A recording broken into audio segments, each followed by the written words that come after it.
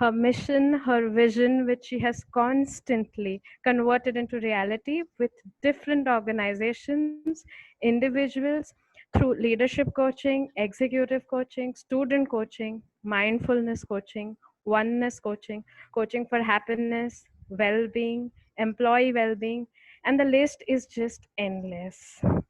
Dr. Archana holds a PhD from the Tata Institute of Social Sciences and an astute HR strategist and OD specialist. She's a certified PCC accredited by international PCC coach accredited by the International Coach Federation.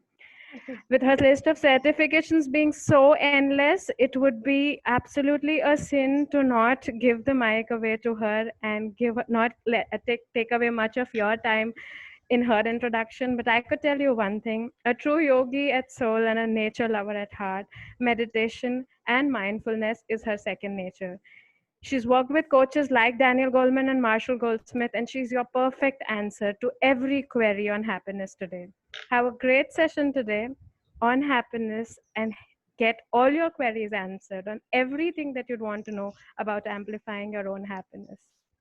Over to you, ma'am. Okay, thank you. But that was too much of an expectation setting, Falguni. Yeah, okay. Hope everything, uh, and hope what? I'm too sure that, we will have this a good session. It's a small group of 30, I think 40 people, and we will be able to capture. That makes it easier for me because then I can take most of the questions from all of you. So straight away, I will start with the presentation. The only thing is this time I was just thinking, in case any of you want to go a little more in depth, that probably we can take it a little more time beyond 5:30. Usually we take it from 4 to 5:30 and end it there. So those of you who may have questions and wanted to explore a little more, you can stay on after that time, after the session is over. While I'm running through the session, I will try and take every concept which is possible to you. And then you can note down your questions. I will give a break in two times. One, when we have the understanding of the happiness talked about. I hope I'm audible. I just want to be sure about that. Am I good enough audible? Hmm? Someone, Falguni, if you can let me know whether I'm decently audible. Yeah. Okay. Good. So then that is the first time we'll take a break, and the next time we'll take a break on the question answers is after we have discussed different mechanisms of how do we handle that part of it. Okay. Yeah. Okay. Just 1 minute. Give me a moment. Let me make it a little more louder. Okay.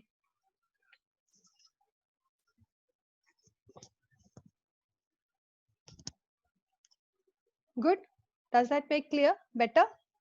Hmm? Okay.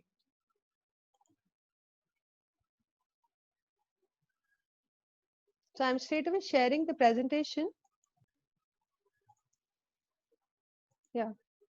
Just a little bit of what we have been doing so far. So today's session is on happiness phenomenon, just understanding it.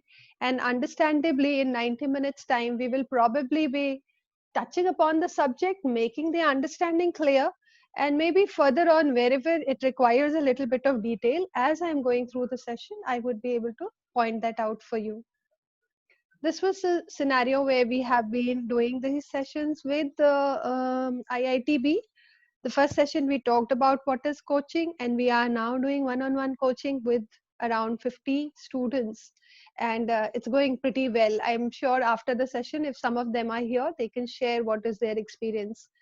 The next webinar we had was about finding your purpose, value, and how do you identify that the professional space that you choose for yourself is the right space for you to be in when considering what inspires you and what are your passions and values. Post that, we took the session on LinkedIn profiling. How do you use that platform and how do you reach the potential employers, and how you can leverage, this platform using various tools and techniques. That was taken by Falguni. The next session we're doing now is about balanced and happy life, because that is the very fundamental from where everything that we do in life starts. So it's better to understand what is happiness, and what does it mean to you in particular, and how do you ensure a balance in life. Post that, we have plans of doing sessions on anxiety and fear, emotional intelligence, then later on supporting you with facing interviews and campus to corporate. We had these sessions, so I'm just skipping out these, and now we're coming on to this. So I presume all of you are all set with your questions also, and a little bit of understanding also. So I would say, wherever some thoughts are coming, till I tell you that this is the question answers time, till such time you hold. Maybe some things can get answered. So in this session, I will first take up what is happiness. And then I will take up why happiness, and what is the science behind it, and how do you create a balance in life for happiness, and what are the secrets of happiness. This is the, and this is too much to think in a 90 minutes time. However, we will definitely move on with best inputs in it. So let's see, this is the first question. Well, I don't understand. This somehow I see that there are a lot of lines coming on this. I think it's quite aesthetic now, so let's just enjoy them. So the question is, when you ask happiness, what is the first thing that comes into your mind? So let's try and understand it through some questions. Can can you define it? Is it something that has a standard definition? Is it something that you can hold and say that, like you can hold your bag and say, this is my bag? Can you hold and say, this is my happiness? Hmm? It's something which is not visible to you. You can't hold it and show it, but it is something that you experience it, but you can measure it. Just like how the electricity is flowing, you can measure it, how much it is. But something like you eating a mango, you cannot you can hold the mango, but you cannot hold the taste of it. But you can measure and say, this is sweeter than the other one that you had. So there is a relative measurement into that. And that's how happiness is somewhat like. You experience it, all of you know it because you have experienced it. And your experience of happiness is what you think is the happiness. Your degree of happiness that you have experienced, that's what you think is maximum. But maybe somebody else had a mango which is sweeter than the mango you ever had, then you are not aware of that degree of happiness. Possible or not possible? Possible, no? Suppose you never had Hafuz mango. You will never know what that taste is. And it may be much sweeter than the Totapari mango that you may have been eating all the time, and that you are aware of that mango only. Then that is what is the highest sweetness of mango that you know. But there is some other degree of sweetness of mango which someone else knows because he has tasted it. It is yet not in your experience. Happiness is something like that. There is a degree of happiness that somebody else must have experienced, but you may not have experienced. So you're not even aware that it can be at that measure also. Okay. And now let's come to see, and where do you experience it? Can you say you experience it in your brain, in your eyes, in your hands or legs? It's not localized. You experience it all over your body, all over your mind, all over your entire being. So it is something like that consciousness. Like you open the switch on the light in your room, now it will fill the entire room. The same way, if the happiness touches you, it fills the entire being of you. So it's that kind of thing. Now, let's see, when do you say you are happy? You say, normally, if you say somebody is smiling, jumping, joy, everything's happening, you say he's very happy today. But do you think that he was not happy the other day? Maybe he was not the sad the other day. So what you have to understand is, in this continuum, I can say, on the scale, there is being sad, there is being happy, but there is a space in between where you are neither happy nor sad. That is also a state of existence. Okay, so we just understand that it is on a continuum way. Then let's see, somebody is always smiling, being nice to you, there's nothing, and then makes jokes and all that. Can you guarantee that he's happy?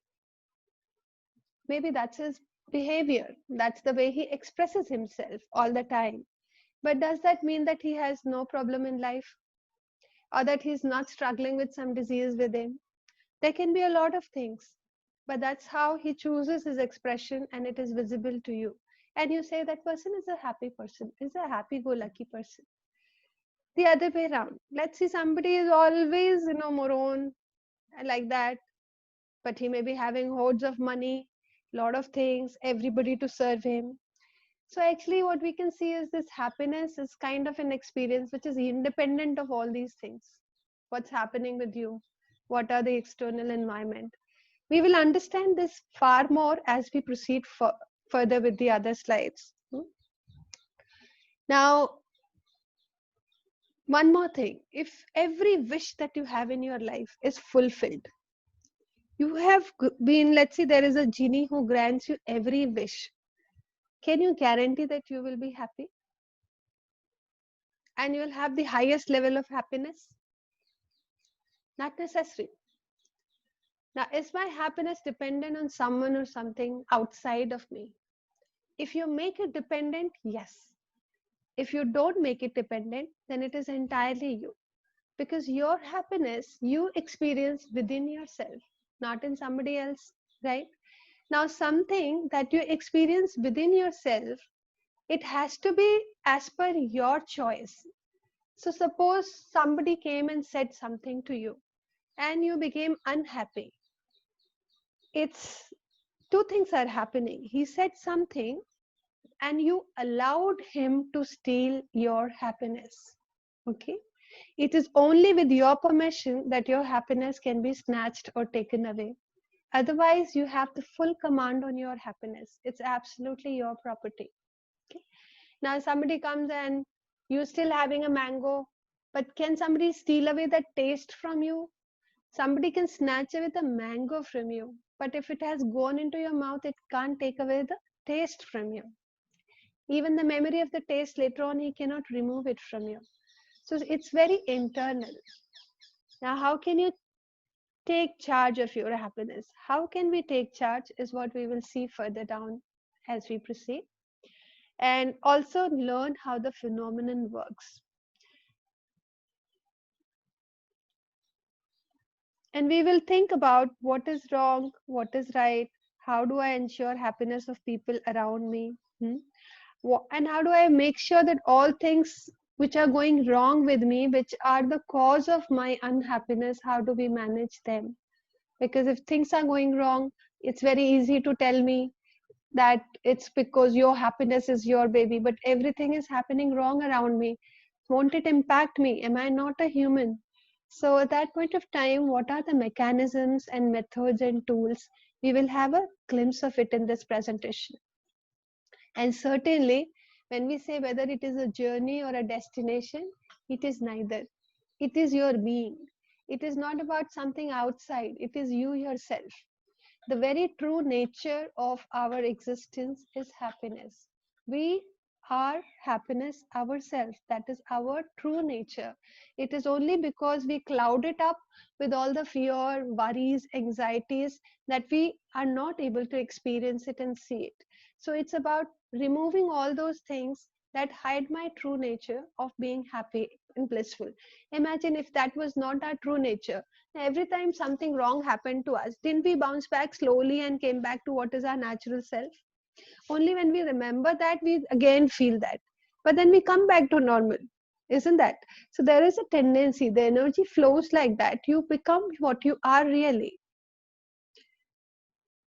Now I'll go and see, this is about, let's see, how do we understand expression of it? What do you see outside and what is happening inside? Whatever you're seeing is an outer behavioral expression, and that is being tuned by whatever is happening within yourself. So when you see people smiling, laughing, jumping, expressing themselves, there is a joy, there is a calmness, peace, and they're very compassionate, empathetic, connecting with people, and they're taking charge of whatever job is being given to them, they're being responsible, and they are able to tolerate, misbehavior of other people, that generally we say he is in a happy state. When you are in an unhappy state, what do? You lash out, you answer back, you become angry, you start taking care, you are stressed and worried. Either you are in a fight mode or you are in a flight mode.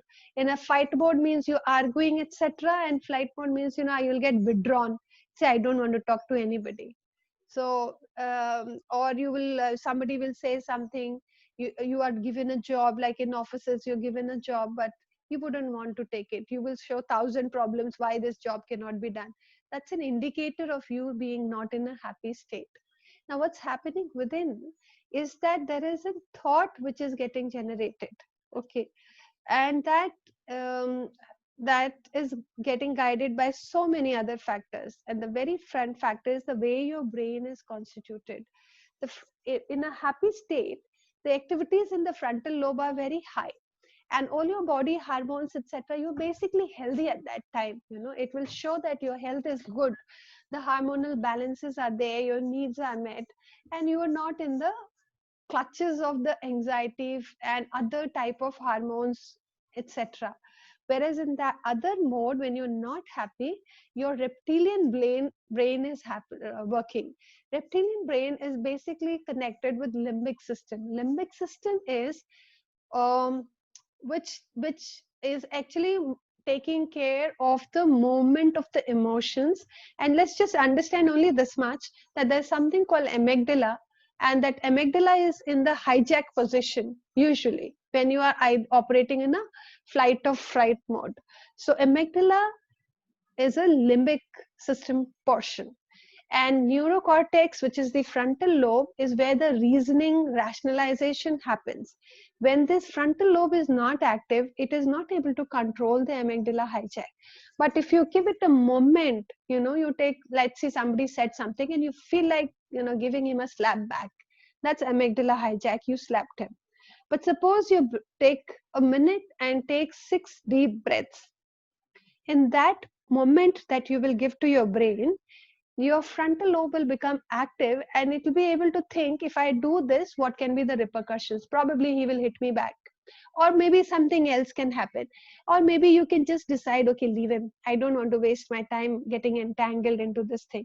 So those kind of rationalization will happen in that split of second which you will give to yourself.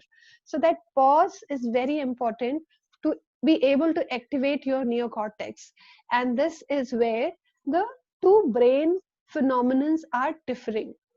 Now, there is something called internal dialogue. So, what I just told you now is that in that pause of 6 seconds, what's happening? There is an internal dialogue happening. And that dialogue is creating a thought and accordingly creating an emotion. And in that particular time, you are now taking a decision. Okay, a small decision. But these are also decisions, isn't it? Somebody said something to you, whether you answer back or whether you keep quiet is a decision. So even these small decisions happen, and they happen based on whatever is your internal dialogue. So this is where our key lies. If you know how to handle your internal dialogue and give yourself that much of a pause time, it's called, let's say we call it 6 seconds. If you can give yourself 6 seconds, pause and manage your internal dialogue, to a large extent, you can manage how happy you would be. Now, this is something about coming from the researches. If you see, there is something like, don't you see that some people are normally found more happier as compared to others, isn't it? So when you see those people, you said he's a very happy person compared to the other person. So what is the difference? What's happening? It's biologically, everyone has got some kind of happiness set point. And that is the set point you normally come back to. So a person who normally remains very low, but it is his general temperament. Okay, something very good happened, he went into high. But after 5-6 days, let's say he got promotion. Now after 5-6 days, he will come down to the normal set point. Somebody who's on a higher set point than him will always be demonstrating a behavior which is a higher level of happiness expression, you can say, to be able to understand this.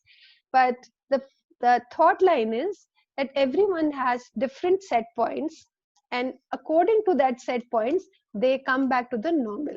Now, what if we are able to enhance the set point itself, isn't it? See, here is these set points. Suppose this one set point, I take it up here, up till here. Is it not an accomplishment? And that means the happiness quotient for this person is now increasing. So the entire effort towards this happiness things are that we increase the happiness set point itself.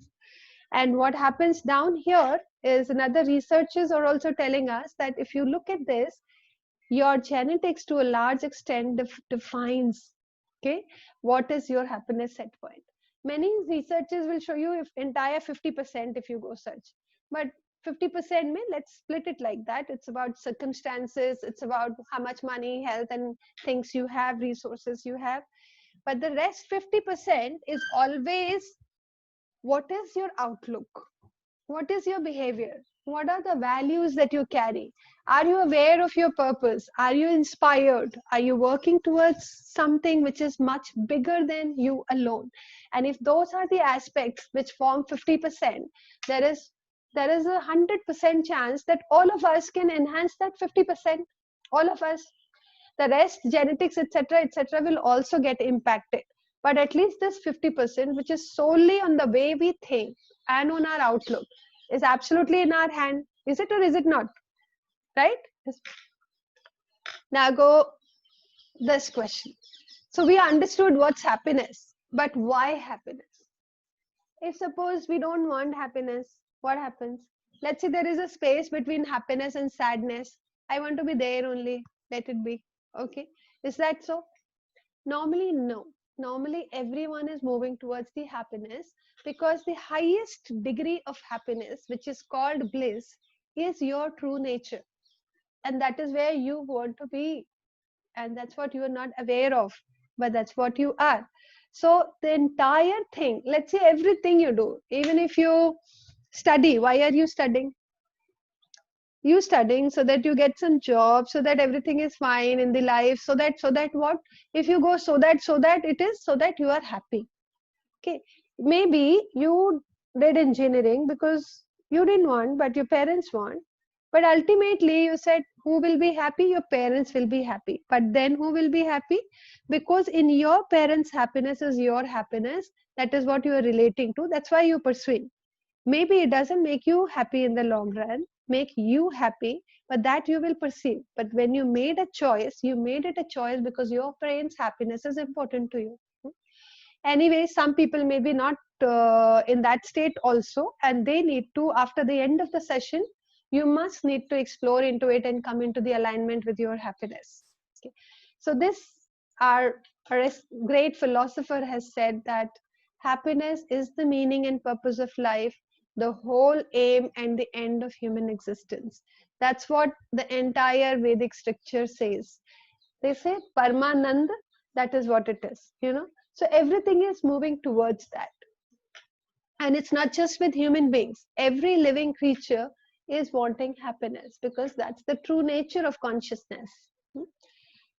Now, there are these major researches.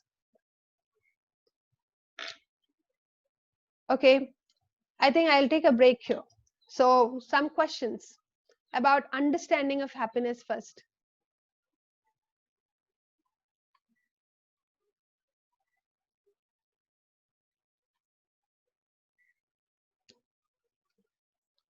Is the understanding of this concept coming clear? If I get one or two messages, then I can move forward.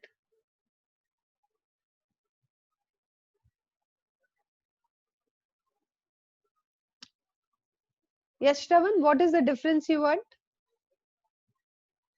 Okay.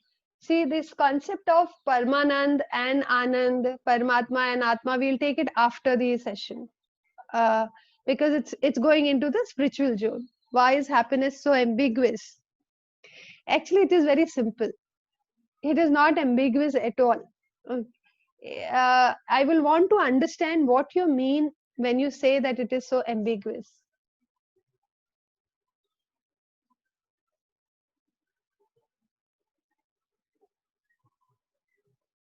Okay. To a large extent, I think we are getting one fact clear that it is something inside. Hmm? And it is not just dependent on outside, it is in our control, and we know how to do it. We will know how to do it. Okay. So I'm going forward with the further questions, further slides, and then let's see how it happens. Okay. Here. So there've been a lot of research around it because now everybody thinks everybody in this world needs happiness and they want to be happy. They just feel that they are not happy. There are few, but there many people feel that we're not happy. We need to do something to be happy, or we need to have something to be happy. And then there is this confusion around what is happiness.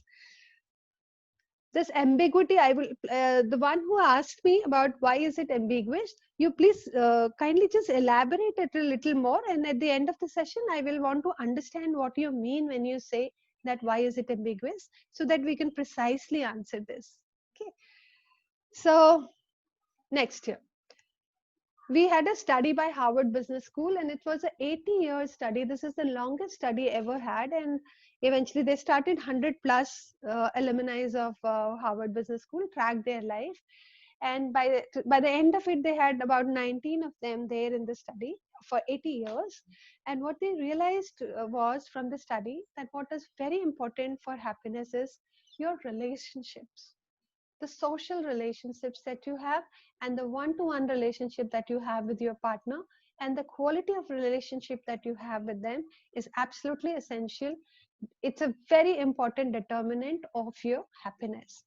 The second thing that they came up with was, what is the meaning and value that you attach to your work? Whatever profession you're doing, whatever work are you doing, how meaningful it is for you, and how do you see it connected with a larger good?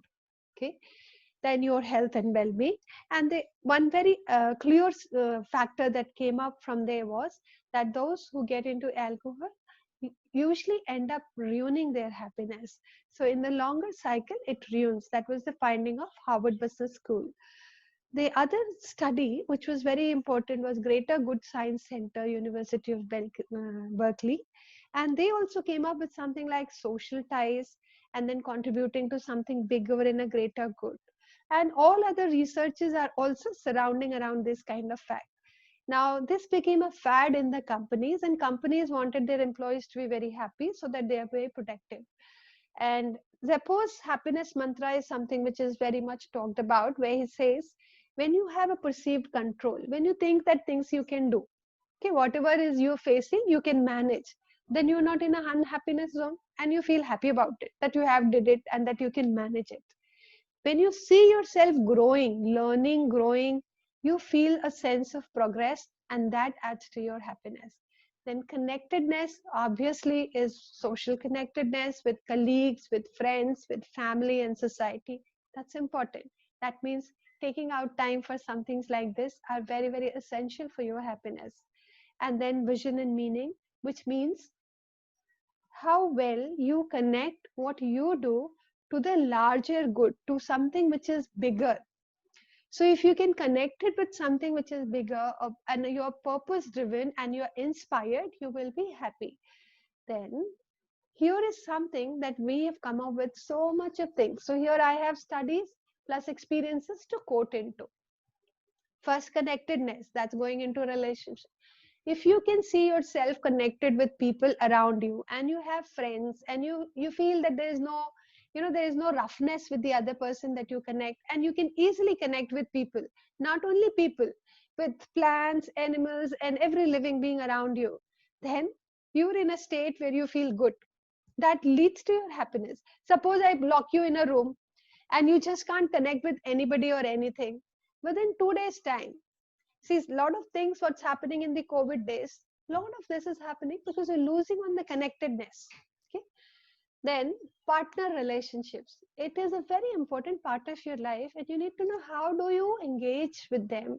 Little techniques of um, what you should be doing, what you should not be doing, where to give in, what is not to give in, what how is understanding. So it is what it is this, from one you have now you are now two, and these two are now again becoming one. So imagine there's a different thinking, there is a different viewpoint, there is different values. how do you include the other person into your existence, and you two together become a one unit, is very important to know. So those are those techniques, those ways that you should be knowing for your happiness. Then comes another important thing, self expression. Suppose everything is fine, you're connecting with everybody, and everybody is nice to you, but they are all nice to you because you listen to them. Okay. And you get no opportunity to express yourself. Would you not feel limited? So it's not only just expressing your thoughts, ideas, values, but also expression in terms of, suppose you're a dancer, do you get to dance? Suppose you're a singer, do you get to sing? Suppose there is something within you, many a time what's happening, you children are all growing up, coming then from 8th onward, all these IIT preparations, etc. And somewhere, things are lost. You used to do music, now you're not doing. You used to do drawing, now you're not doing. And that, if you just try and catch up what your heart says, and you feel like that's your passion, your hobby maybe, you will find that you will have a different experience of happiness. So that's important to express. इसे कहते हैं व्यक्त करना, और इसीलिए हिंदी में हम, what do we call human being? व्यक्ति. So जो अपने को व्यक्त करे वो व्यक्ति होता है.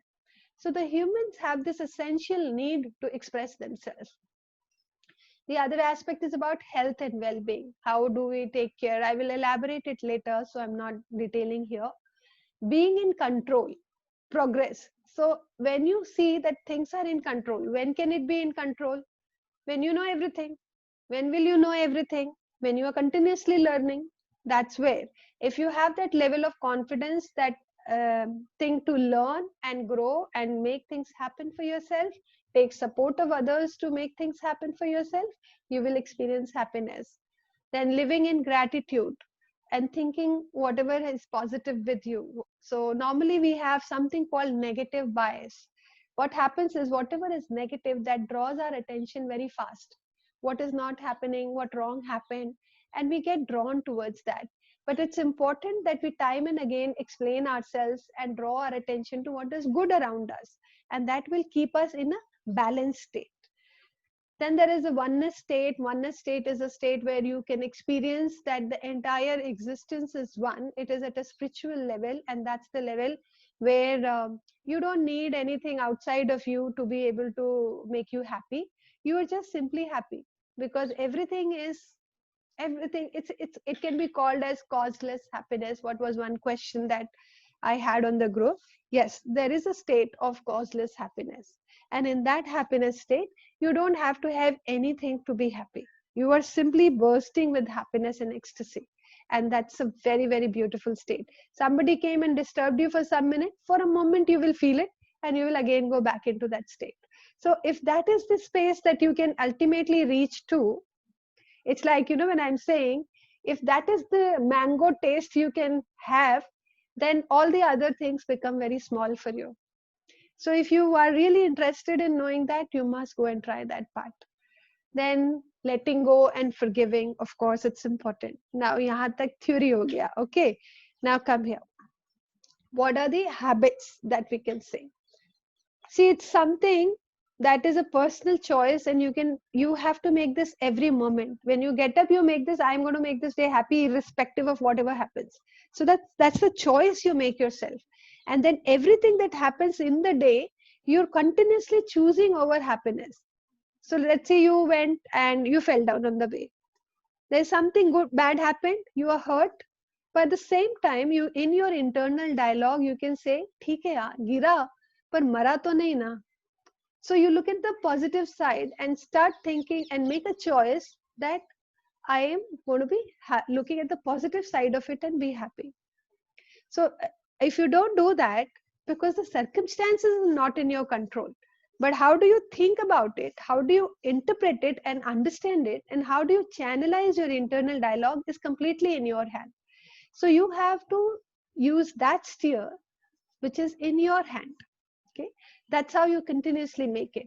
Now, greater good science research came up with these 6 habits, and they said, let's see this. Okay, just look at it. Says, pay attention. So the whole, and these are all based on research studies. So they say people who are mindful, they are having stronger immune system and they can demonstrate a better happiness state. What is being mindful is that you're not thinking of what happened in the past, something's wrong happened with you. No, hold that. Let it be in the past. Something, what will happen in the future? I don't know. I'm not able to talk properly. Will I clear the interview? No, let it be in future time being. At this moment of time, what is it that you need to do? At this moment of time, if that is something you are planning for to clear the interview and you think that their language is an important thing that you need to work on, in this present moment, are you working on that? That is more important. So being in the present and just observing everything around you is very, very important step in this direction. Then coming to friends. After that, whichever way you are, first you accept yourself. Somebody said, even if you're pathetic, accept and love the pathetic you. Because if you don't accept yourself, why will world accept you? So whichever way you are, you accept yourself and your friends, then people will be your friends. Okay. And then make as many friends as possible, but don't compare because you are unique and there is a beauty in you being unique. So if you start making friends, that will help you. Give thanks. So that means look at things which you are getting, for which you are grateful for. So even if, do you think this life is in your hand? See, today morning you can also get COVID, but you are not getting. Can you be thankful?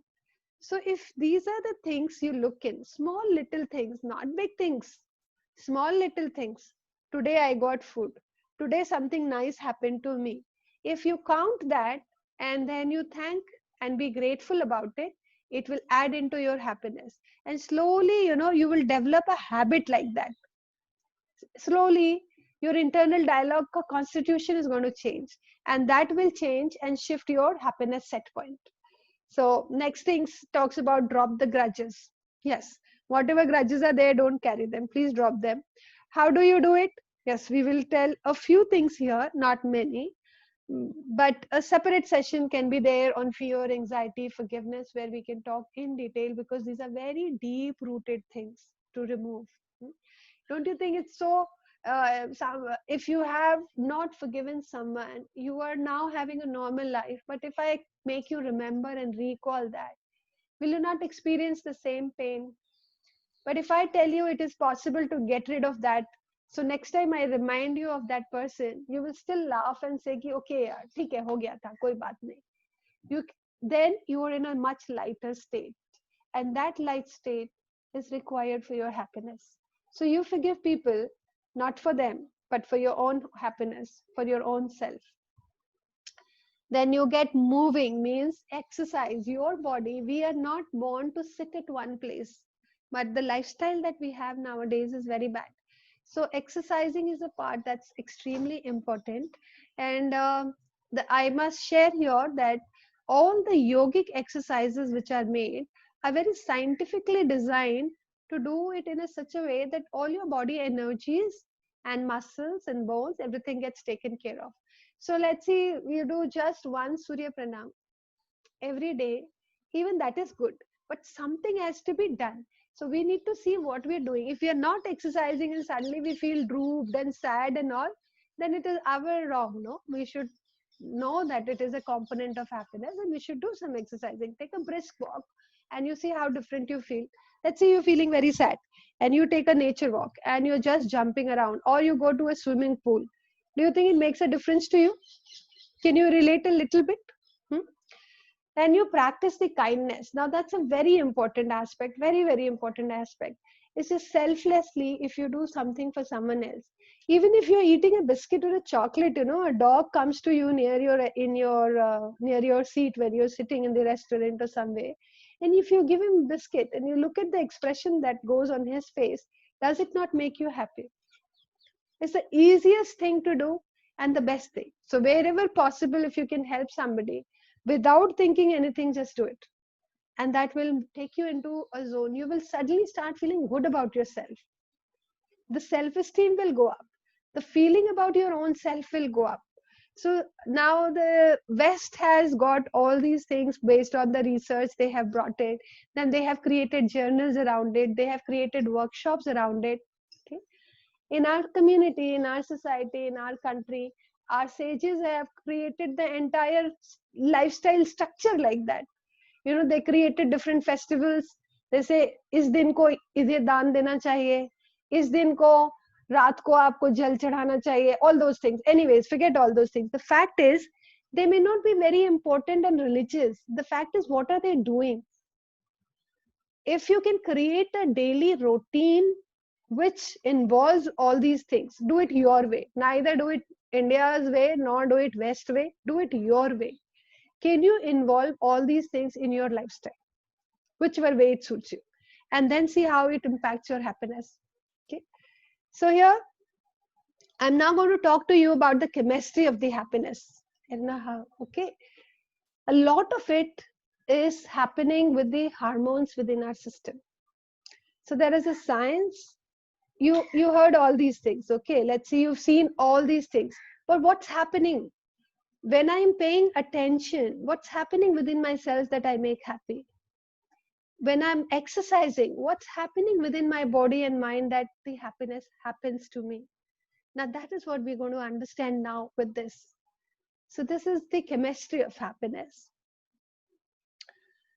We have 4 hormones within ourselves which are called as happiness hormones, and they're very important for us.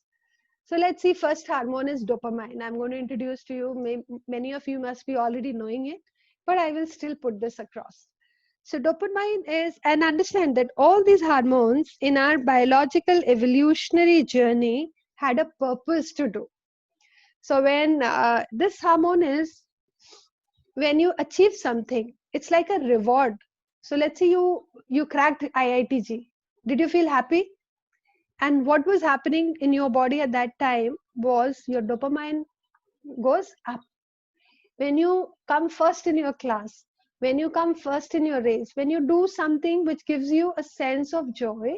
However, it is not just when you get it, it is also in the pursuit, in the looking for it. So when our ancestors used to be looking for food, आदि मानव जब ये जाते थे, तो food का जो anticipation होता था और उसमें how do you get it, that is where this hormone was working. Now the nature of life has changed, the way we live. We are no more searching for food, but there are other things in which we get the dopamine. So in your lifestyle today, is this there? Are you getting enough of dopamine into your system or not? That is what you need to look into. And suppose this is not there, what happens? Okay. Suppose this is not there, you will feel little bored, depressed, fatigued. You'll have mood swings. You'll not have, you'll have poor attentions and all. So that means in your lifestyle, create something for which the dopamine secretion happens. So let's say if you have a purpose in your mind and you're inspired by that purpose, okay, and you're working towards it, and every small milestone that you achieve gives you that dopamine. Or even in the day, for example, let's say if I am trying to do this coaching, okay, okay, let me put it this way. If my vision is that all the colleges students should know what is coaching and they should be able to help themselves using the coaching thing. Okay. Now, if that is, and I believe this because I believe that while the schooling is happening, the college education is happening, all the subject content is happening. But this process of how do you think and how do you resolve your problems and how do you look into the life and learn from life is not being taught. So I'm inspired to bring this into the system. And if that is my inspiration and purpose, then every step, like today's workshop, if I'm planning for, I have enough dopamine in my system. Okay. And that creates my happiness because I'm working towards something which gives me, which inspires me. So now thing to look is, what is with us? Are we having that? If I'm feeling bored and these symptoms are happening, which are the negative red colored symptoms, then I need to look back and see what is happening with me. Can I do something that will give me dopamine? Okay. Now what happens is all of this drug industry is based on this. because your body craves for something, you need it, and these guys, they stuff these drugs into the system. So something like cocaine and all triggers the dopamine. So what you got to do is, and then what happens, you get addicted to it. So the body understands that it doesn't have to create it from within, it can come from outside. And after some time, the body stops creating it, it is only looking for it to come from outside. And if that happens, you are addicted completely and gone. So that's how this system backfires. Yeah. So what we need to know is not to get into it, but to get into the right way of doing it. Because all these things that all these kind of stupid drugs get into for us to make us happier, alert, things like that, our body is capable of creating, and we can just do it by ourselves. Okay. Now get this thing into the next hormone. The next hormone, what I'm introducing you to, is serotonin. This is the when you get that sense of pride, your esteem is high, you get that sense of status, money, you feel you're worthwhile. You say, this person makes me feel worthless. Why? Because he's always criticizing you, he's always bringing out something wrong in you. But he may have an intention that if I bring out that, you're as it is very good, but if I tell you that, you will work on that also. Most of the parents are doing it. They really don't know what they're doing it, but they do it with all good intention. So when you got let's see, when you got 98 out of 100, they'll say, if you would have done this much, no, even this 2 was in your hand. But what they impacted is, they impacted your serotonin, which is not good actually. But people do it in unawareness, so it's better to forgive them. What you need to understand is, when something like this is happening, you need to know, how can you be taking charge of your serotonin? How can you do that? Can you memorize and think of, can you make photographs, or a diary or an album or something you make, where you put in all your best things, whenever you did something exceptional, what was the value you demonstrated? So when you look back at that, you say, if I could do something like this in those difficult times, I can do it now also. And then when you create an image of yourself saying, I'm that strong, I'm that good, so that will always keep you up. Otherwise you may have to go on antidepressants, which are very bad things.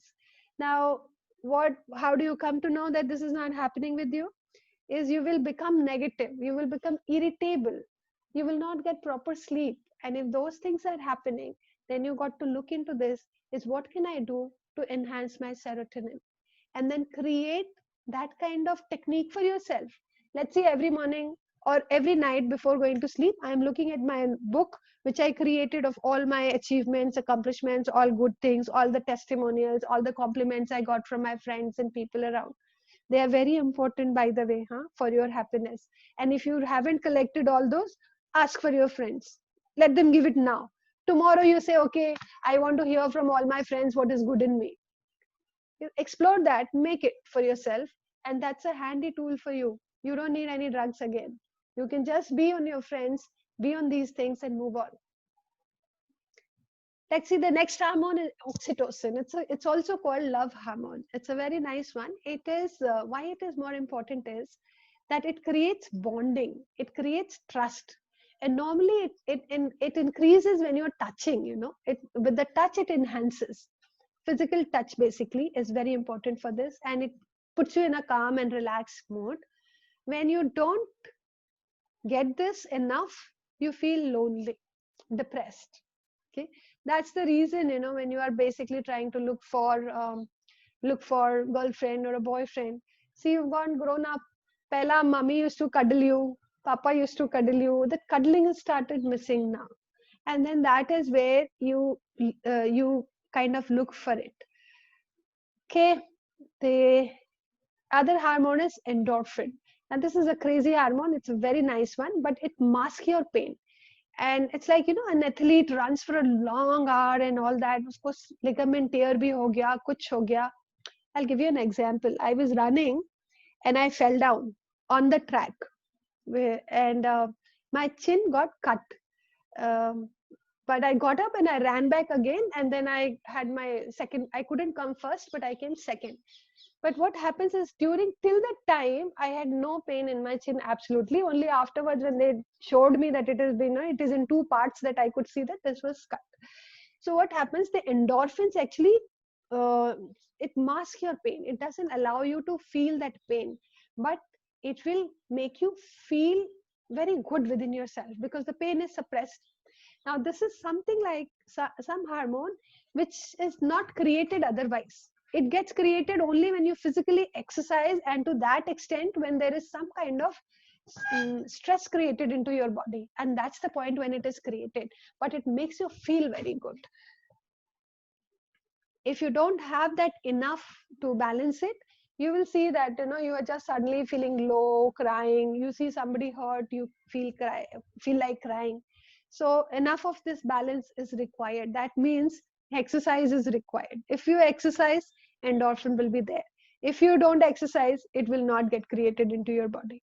So you need to exercise to that extent that body sweats. This is very important hormone. It's a chemical basically. It's called GABA, and it is brain activity regulator.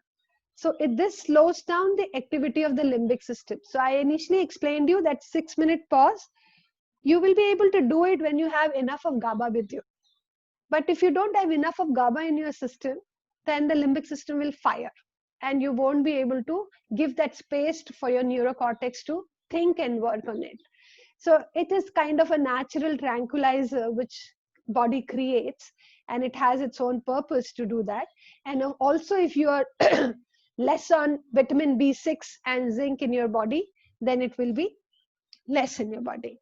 And somewhere we see COVID creating this nonsense. B6 and zinc is combating the COVID thing. So it's very important to have this particular chemical in our body. And how it comes is by the research. It has been shown that if you meditate, then the GABA in your brain enhances phenomenally, and meditation helps it come to your system. So it can be simply meditating, it can be simply being mindful, observing what's there, being in the present moment. So it comes by practice. You have to simply practice, and you will be able to enhance your body into this chemical. There is another chemical called norepinephrine, and it is called a stress fighter. So this is something, whenever there is an emergency situation which happens, it takes you into the flight or flight mode. And this is created in your adrenal glands, okay, and it counters that. It is very important to have this particular thing also, because this is needed for your survival. Now what I'll do is I will show you a video, and maybe that makes it a little more interesting, and it will be a recap of everything that I've just said here.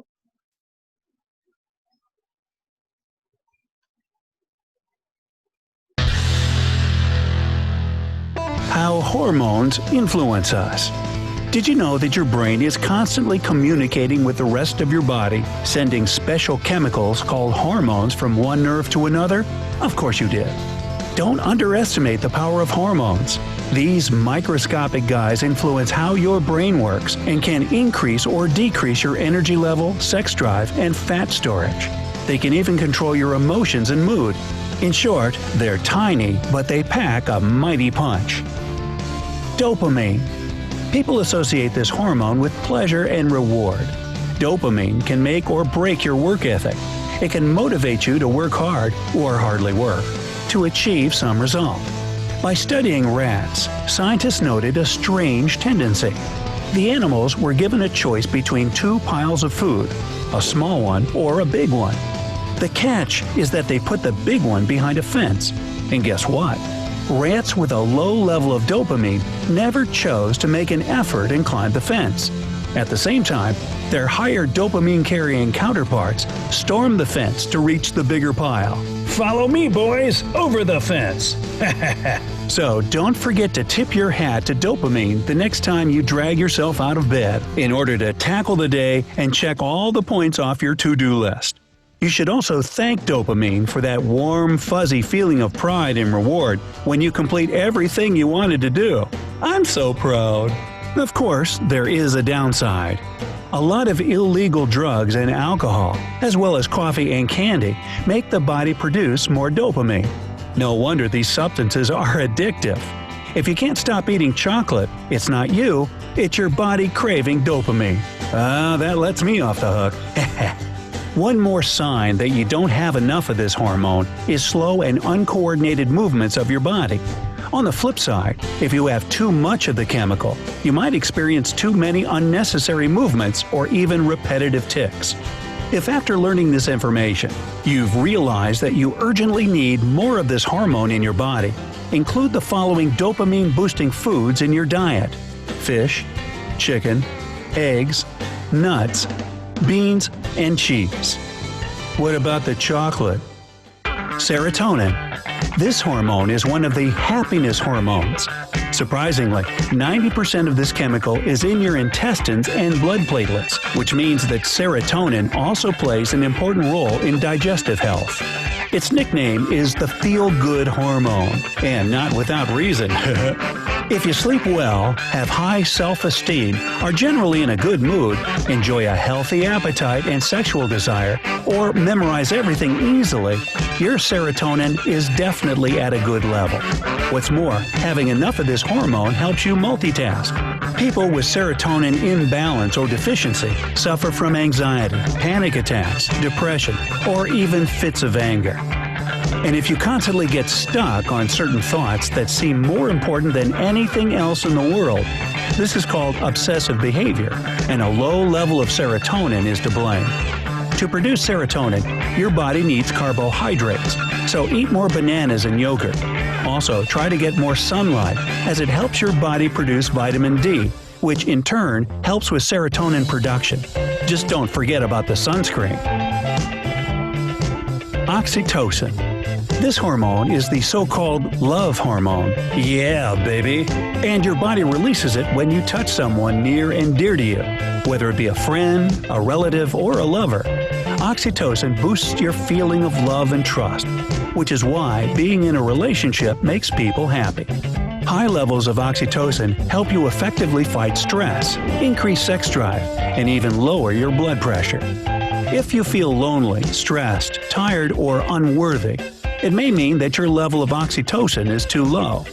People with this kind of problem tend to stay at home, avoid communication, and never have the energy to meet up with others or keep up a conversation. While it may seem peaceful, this reclusive lifestyle makes people with oxytocin deficiency unhappy. They realize something is wrong, but can't quite grasp what exactly is happening to them. If you recognize your symptoms, don't worry. There are several tips to increase the level of the love hormone in your body. First of all, get a massage. What? Yes, you heard that correctly. A massage will help you kill two birds with one stone. Your muscles will relax, and such prolonged physical contact will release oxytocin into your system. Plus, anyone who's ever gotten a professional massage knows that it feels amazing. So get to it. One more thing to do is hug your friends and family members any chance you get. Touch a colleague's arm while chatting, or cuddle with your pet on the couch in the evening. Well, as long as you don't have a python as a pet. Yeah, that's right. Who knew that hugs could benefit your health? Melatonin. This awesome chemical is called the anti-aging hormone. It's responsible for regulating your body clock and for recuperation and rest. Melatonin sets the pace for your body, letting it know what time of the day it is and even the time of year. It's like a calendar hormone, man. As soon as the sun sets, the pineal gland in your brain gets down to work, pumping out melatonin, which in turn makes you sleepy. The amount of this chemical in the system reaches its peak at 2 or 3 a.m. Light receptors in the brain trigger melatonin production when it's dark, which is the reason why blind people often have to take special supplements that help them regulate the level of melatonin in their body. This hormone is vital for people as it helps combat stress and even works as an antioxidant. Plus, it helps you sleep. Who doesn't love dozing off into dreamland, flying on the back of a dragon, or being a rock star on a stage in front of millions of screaming fans? Or what about, being naked in church? That's not good. Unfortunately, nowadays, electronic devices are keeping us from getting enough shut-eye by emitting a particular blue light that closely resembles daylight. If you spend hours or just minutes before sleep staring at the screen of your cell phone or laptop, melatonin production suffers. The same thing, though not to such an extent, goes for streetlights or any other sources of lighting near you at bedtime. Melatonin deficiency leads to obesity, diabetes, and even cancer. And that's not something to take lightly. Take lightly. Yeah, I get the pun. Haha. So, when you go to bed at night, put away any devices emitting blue light, get blackout window shades, or find a cute sleep mask. Eat some cherries before going to sleep, since they're rich in melatonin. Also, don't wear anything too tight to bed.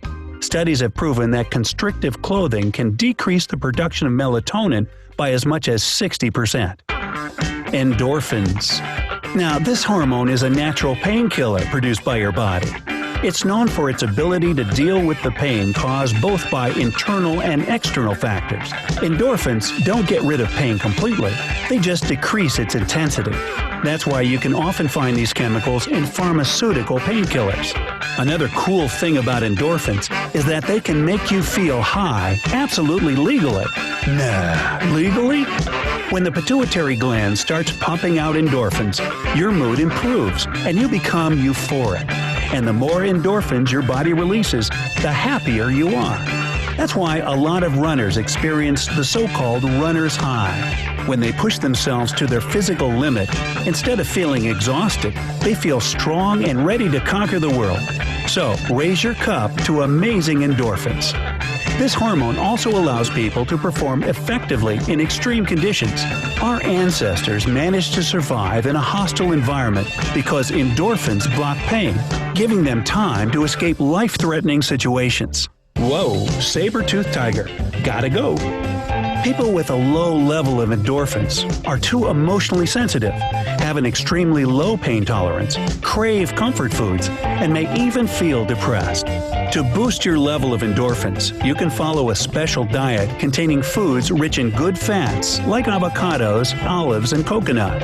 Again, try to get out in the sun more, listen to your favorite music, exercise regularly, laugh more, and eat some dark chocolate. Ooh, dark chocolate, yeah.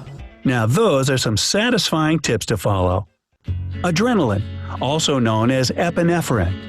Your kidneys produce this hormone to help you deal with stress.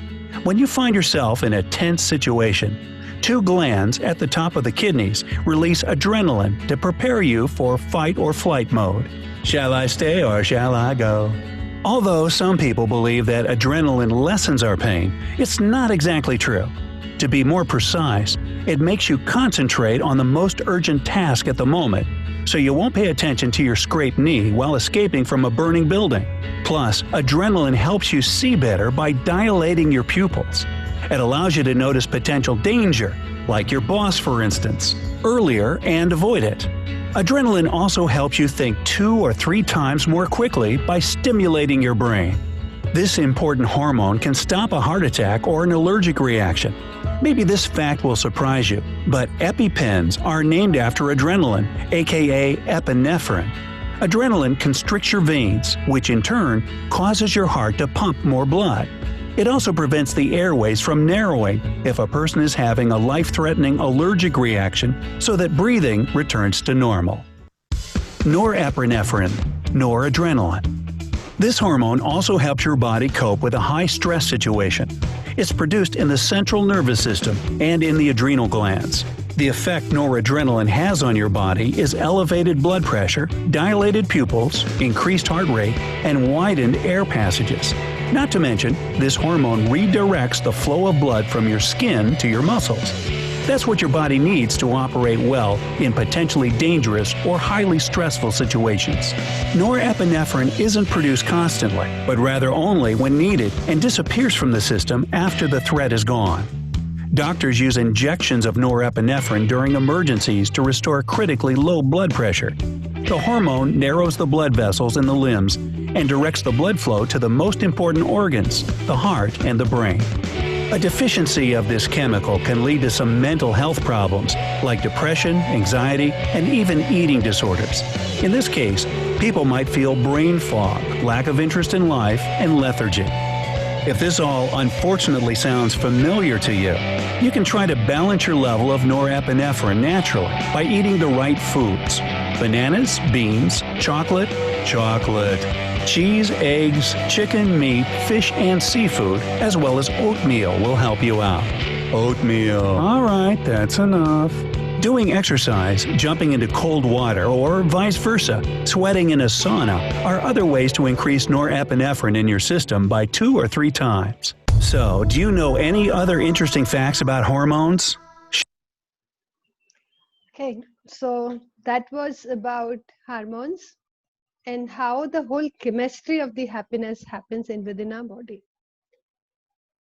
I hope it is making clear. So now I am coming to the next session, next slide. Okay, this is more important to understand.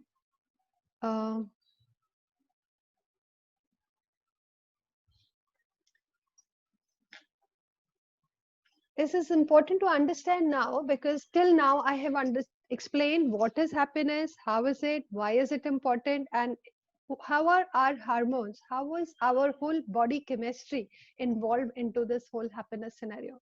So it has also given us a lot of lead as in what are the things that we must be doing to ensure that we have that necessary chemistry equation proper within ourselves so that our happiness state or experience of happiness is well there.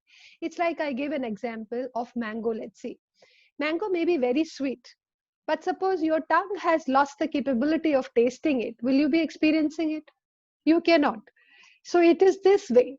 If your body and your existence, your entire being should have that capacity to experience it. Okay, that's why we need to take care of the entire chemistry of happiness. Now we come to this happiness gradient. Here what I'm saying is you can see the entire experience of happiness in 3 different stages. The first is called pleasure. So let's say you wanted to buy a motorcycle, you got a motorcycle and you're experiencing some happiness, that is pleasure. Anything that is happening which is mostly dependent on something outside, that is or that can be categorized into the pleasure state, where it can be serotonin, dopamine, and other, even oxytocin here can to some extent make the difference. But when we move to a little higher level, that becomes joy. So for example, you got the motorcycle, your sister or your brother didn't, but your brother has that internal dialogue and dynamics to be happy in your happiness. He is still joyful.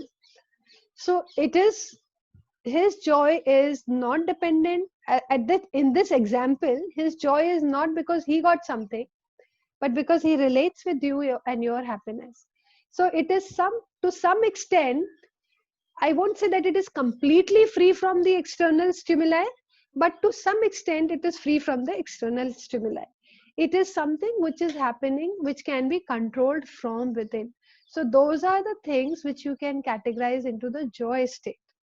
And the bliss state is when it is not important whether there is anything outside of you that defines your happiness, whether even your internal dialogue defines your happiness. It is that when all your ignorance has dropped and you can see clearly that whatever is happening here is perfect. And that time, all those fears, anxieties and all, you will not even know what these things are. They will become non-existent thing for yourself. So that is a state of bliss. And that can be called as a state where you can say causeless happiness. So someone has asked me on the group, can there be a state of causeless happiness? Yes, there can be a state of causeless happiness where you need nothing to be happy. You are simply happy. That's the bliss state. Now, in all our efforts, when we are studying this, I think if we can clear ourselves to the state of joy, that's good enough. So that our happiness is not dependent on something outside and we can internally manage our happiness. So that is the target for this session, that we should be able to arrive at how can I be joyful? And independent of anything else within myself, how can I be joyful? So there is this equation. I saw that fantastically, a lot of you are very much interested. So I also attempted making an equation. Yeah, this is what you normally say, isn't it? Like we will get something, we will become successful, we will have a job, we'll have a family that will make us happiness. You think it is true? Actually, it is not. This is not true. The equation is other way around. How? The equation happens like this, that you first be happy. When you are happy and you're maintaining your good health, your performance will be happy. And because in the present moment, you will be doing the right things in the best way, and therefore your success will get defined. Okay, that's the right equation. So we need to correct our equation right from here and make our happiness not the outcome, but the very beginning, the very process of it. Okay, and how do you get into this whole thing? We have seen, take care of health, relationship, have a purpose in your life, continue to learn and grow. This learning and growth doesn't mean you keep on learning from the books, this degree, that certification. No, that is that you will rather feel burdened, कि अभी इतना पढ़ा, अभी और पढ़ो.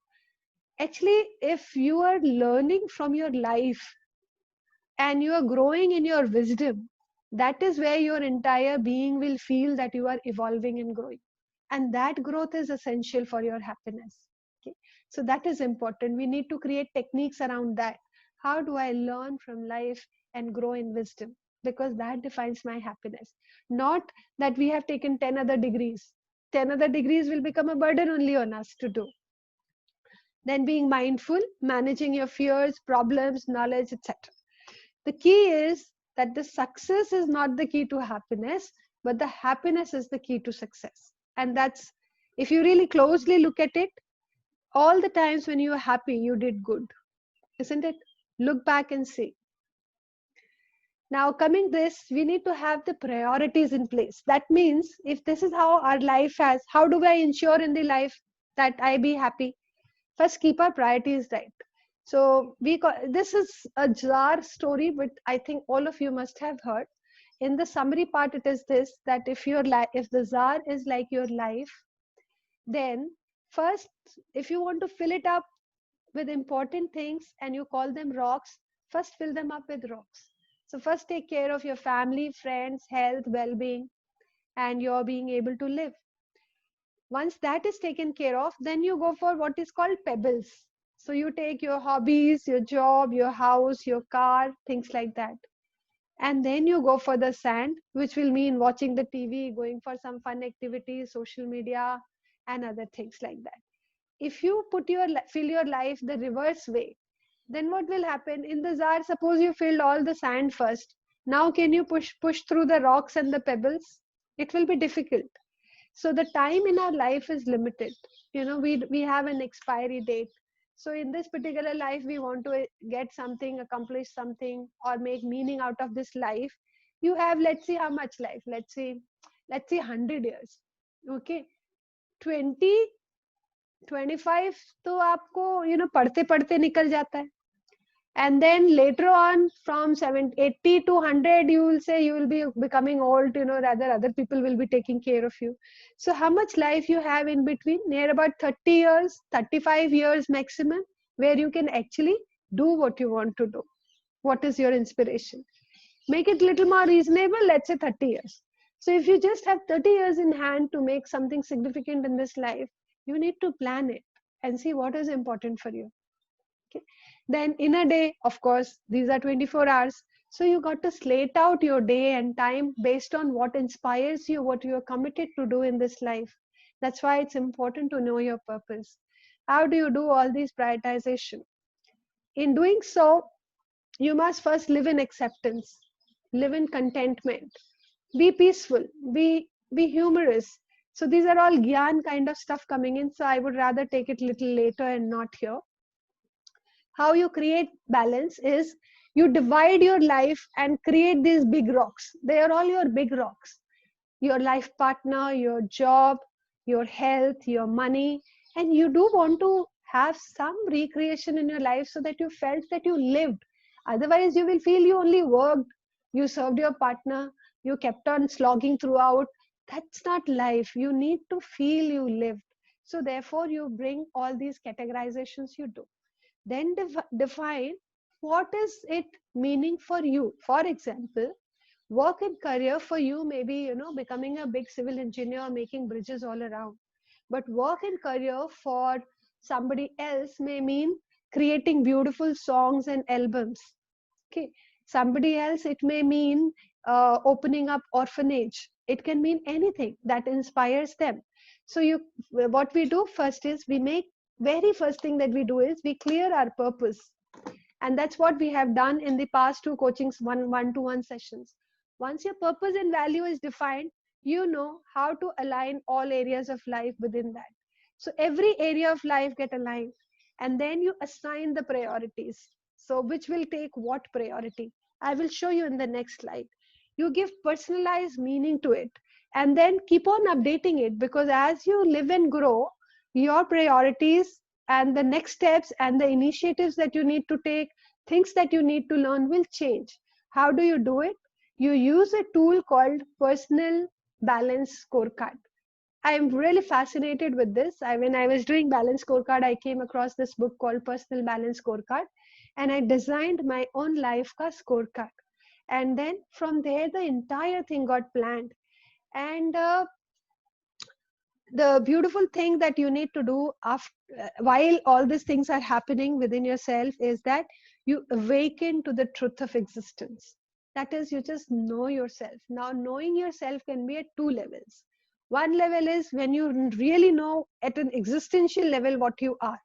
So they say, tattvam asi and all that. That's at the spiritual level. We will talk it later if some people are interested. Otherwise, at this point of time, just know yourself in your basic material existence. Like what kind of person you are. What are your desires? Do you like, for example, do you like jewelries? Do you like trekking? Do you like to mix with people? Or you are one of those time who need your own private time? At least that much you know yourself, what you are. Because with that knowledge, everything else in your life you will define. If I am the person who needs to be with nature, then in my life I will make it a priority and somewhere put it as this, that in my fun and recreation part, I will have nature walks or I will have trekking. Somebody else who is a party type will put it in their fun and recreation to have at least one or two social gatherings within a month or two.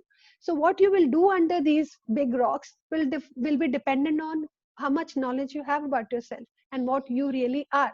So that much you know for this material existence. Then you live in awareness every moment. That means be mindful and see if somebody is saying something, some things are happening, what will it mean, how will it impact. That much of awareness everyone should have. So for that, you might have to practice mindfulness so that you get into the habit of being mindful. That much we can do for ourselves. So when I was looking for some other scorecards, I actually couldn't get. So I picked up my own scorecard here. And it's just about 20,018, 20. Just to give you an example, you put up your themes which are there. At that point of time, the themes that's important for me was to be coach, to become an OD professional, family, and self-growth into the spiritual domain. Then I divided it into these aspects. Now, these are like cause and effect. So everything that you do here is a cause for an effect to happen here. So if you do a process, let's say you do a process of let's say coaching and introspection, it helps me do the coaching workshops and it helps me to evolve to an MCC level of a coach, and therefore my theme of coach happens, right? But it begins all here. This is about how do I build my capabilities. In order to do all these coaching things, I need to be more techno savvy, because using that only I could access all the resources of learning how the coaching has to be. So for doing this, all these things, what are those capabilities that I need to build within myself, come into the lower box. There is a concept of scorecard, you can read that. But what most important is that you read at least about the personal scorecards. So once you've defined what is the purpose of your life, define your own scorecard. And you believe me, once you have put it down in pen and pencil, things will happen. I had written this and forgotten about it. I was just totally engrossed into my job. And then slowly, suddenly everything of this happened. And when I was making the presentation for all of you and I came across this, I was really amused how things happened. The detailing how it was done here was, I have just taken one.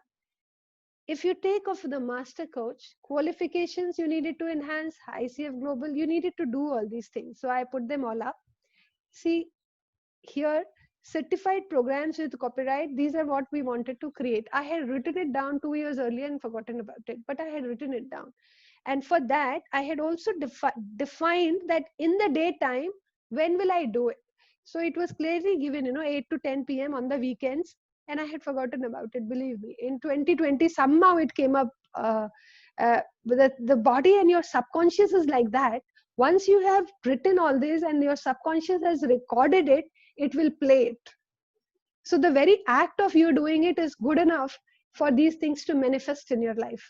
Okay, because the intention gets created, and that's how it starts manifesting.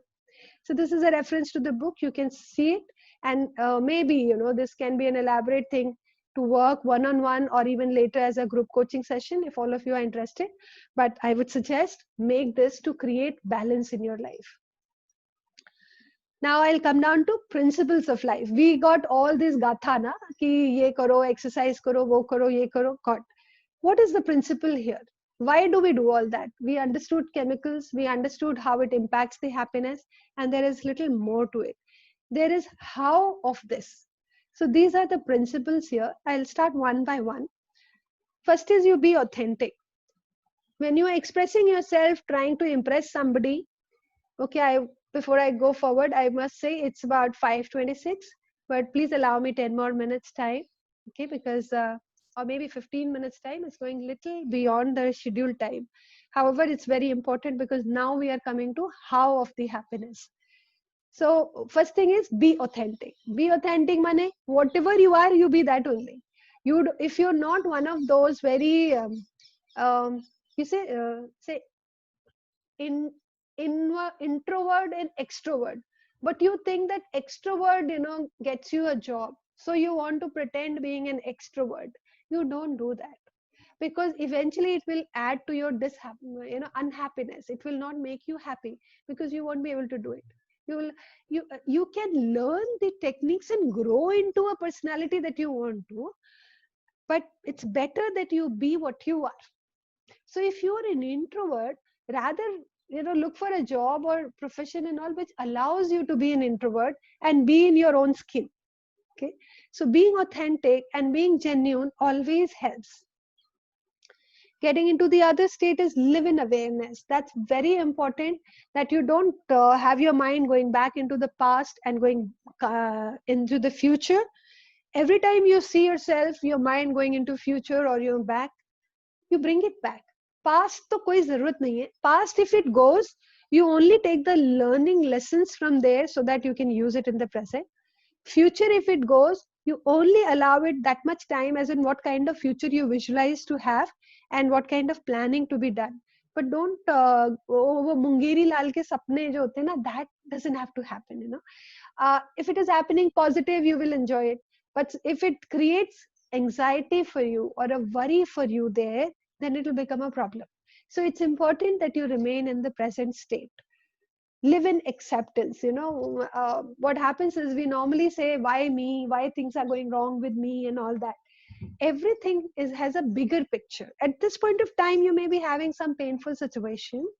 If you live in acceptance, you will get benefited out of it. Something or the other you will learn out of that pain area. In fact, my principle is that there is no growth without pain. Every time you have learned and grown in wisdom is when you experienced some kind of pain. So you must welcome it when it is there, accept it and say, okay, what are you going to teach me? And then learn and move out. Okay. Don't just cling on to it and saying, why me? And, don't get into a denial mode. Be into the acceptance mode there. Be inclusive means you include people, you be open-minded. You don't just have only your perspective and that is right. Just open and understand other people also. So if you understand their perspective, your knowledge will enhance. You will know, okay, this thing can be viewed like that also. People think like this also. People are different, and that is your wisdom growing up. The more you know and the more people you can include within yourself, the better leader you become. And that is a very, very critical, rather a vital quality to be a leader. You cannot be a leader unless you have a quality to include people within yourself. Yes. Then create an intention and always live in the abundance mindset. If you feel that it can't happen, then it can't happen. That is how your intention will play.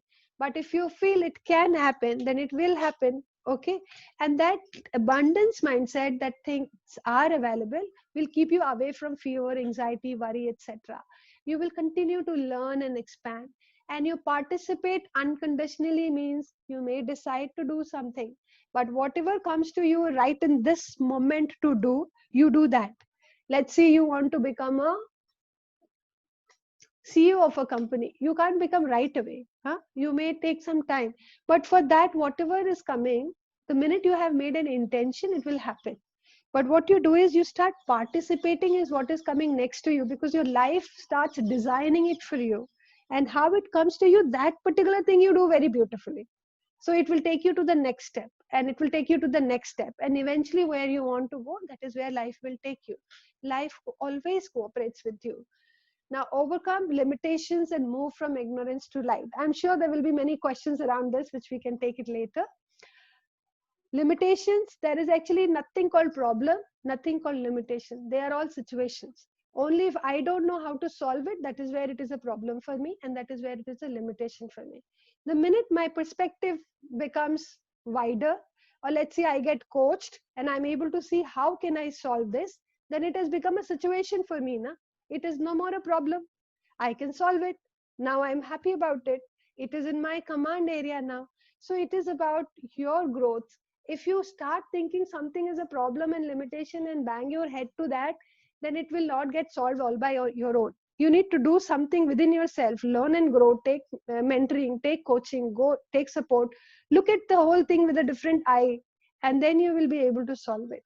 And at that point of time, it will happen. See, God never labeled anything as or maybe God or not God, nobody labeled anything as a problem or a limitation. Okay, what is a limitation for me may not be a limitation for you. So these are all basically very subjective. So, and these are certain principles of the universe. You must live in that. In these, you must operate from love. Every time you operate from anger, can you have 6 seconds pause and choose to operate from love? So the same person who shouted at you, can you take 6 second pause and now talk to the same person lovingly? That's irrespective of how he behaved to you. So you will see a definite change in that person. And then people will tell you are wise, you are understanding, you are very mature. All those kind of things will happen. All relationship issues you will be able to handle if you operate from love. Similarly, if you live from abundance, all problems you can solve. If you live in gratitude, you will never be unhappy. You will always know you are blessed. Yeah. Live in beauty, which means, do things in the best way possible that you can do. Get into the work that takes you into the state of flow. Flow has its own happiness, its own charm. So you must often go into the work that takes you into the flow. And live and think, faith and surrender. That's acceptance. It's like, you just, you're not the only one in this universe, no? So the entire universe should not happen only according to you. There is some common intelligence which is working, or there is some phenomenal bigger plan or intelligence that's happening. So sometimes you need to give into that.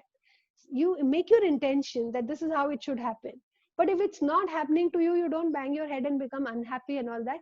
You believe that things will happen and turn out good, and with that faith you surrender. Then things will actually turn out good for you, and what you intended will start happening for you.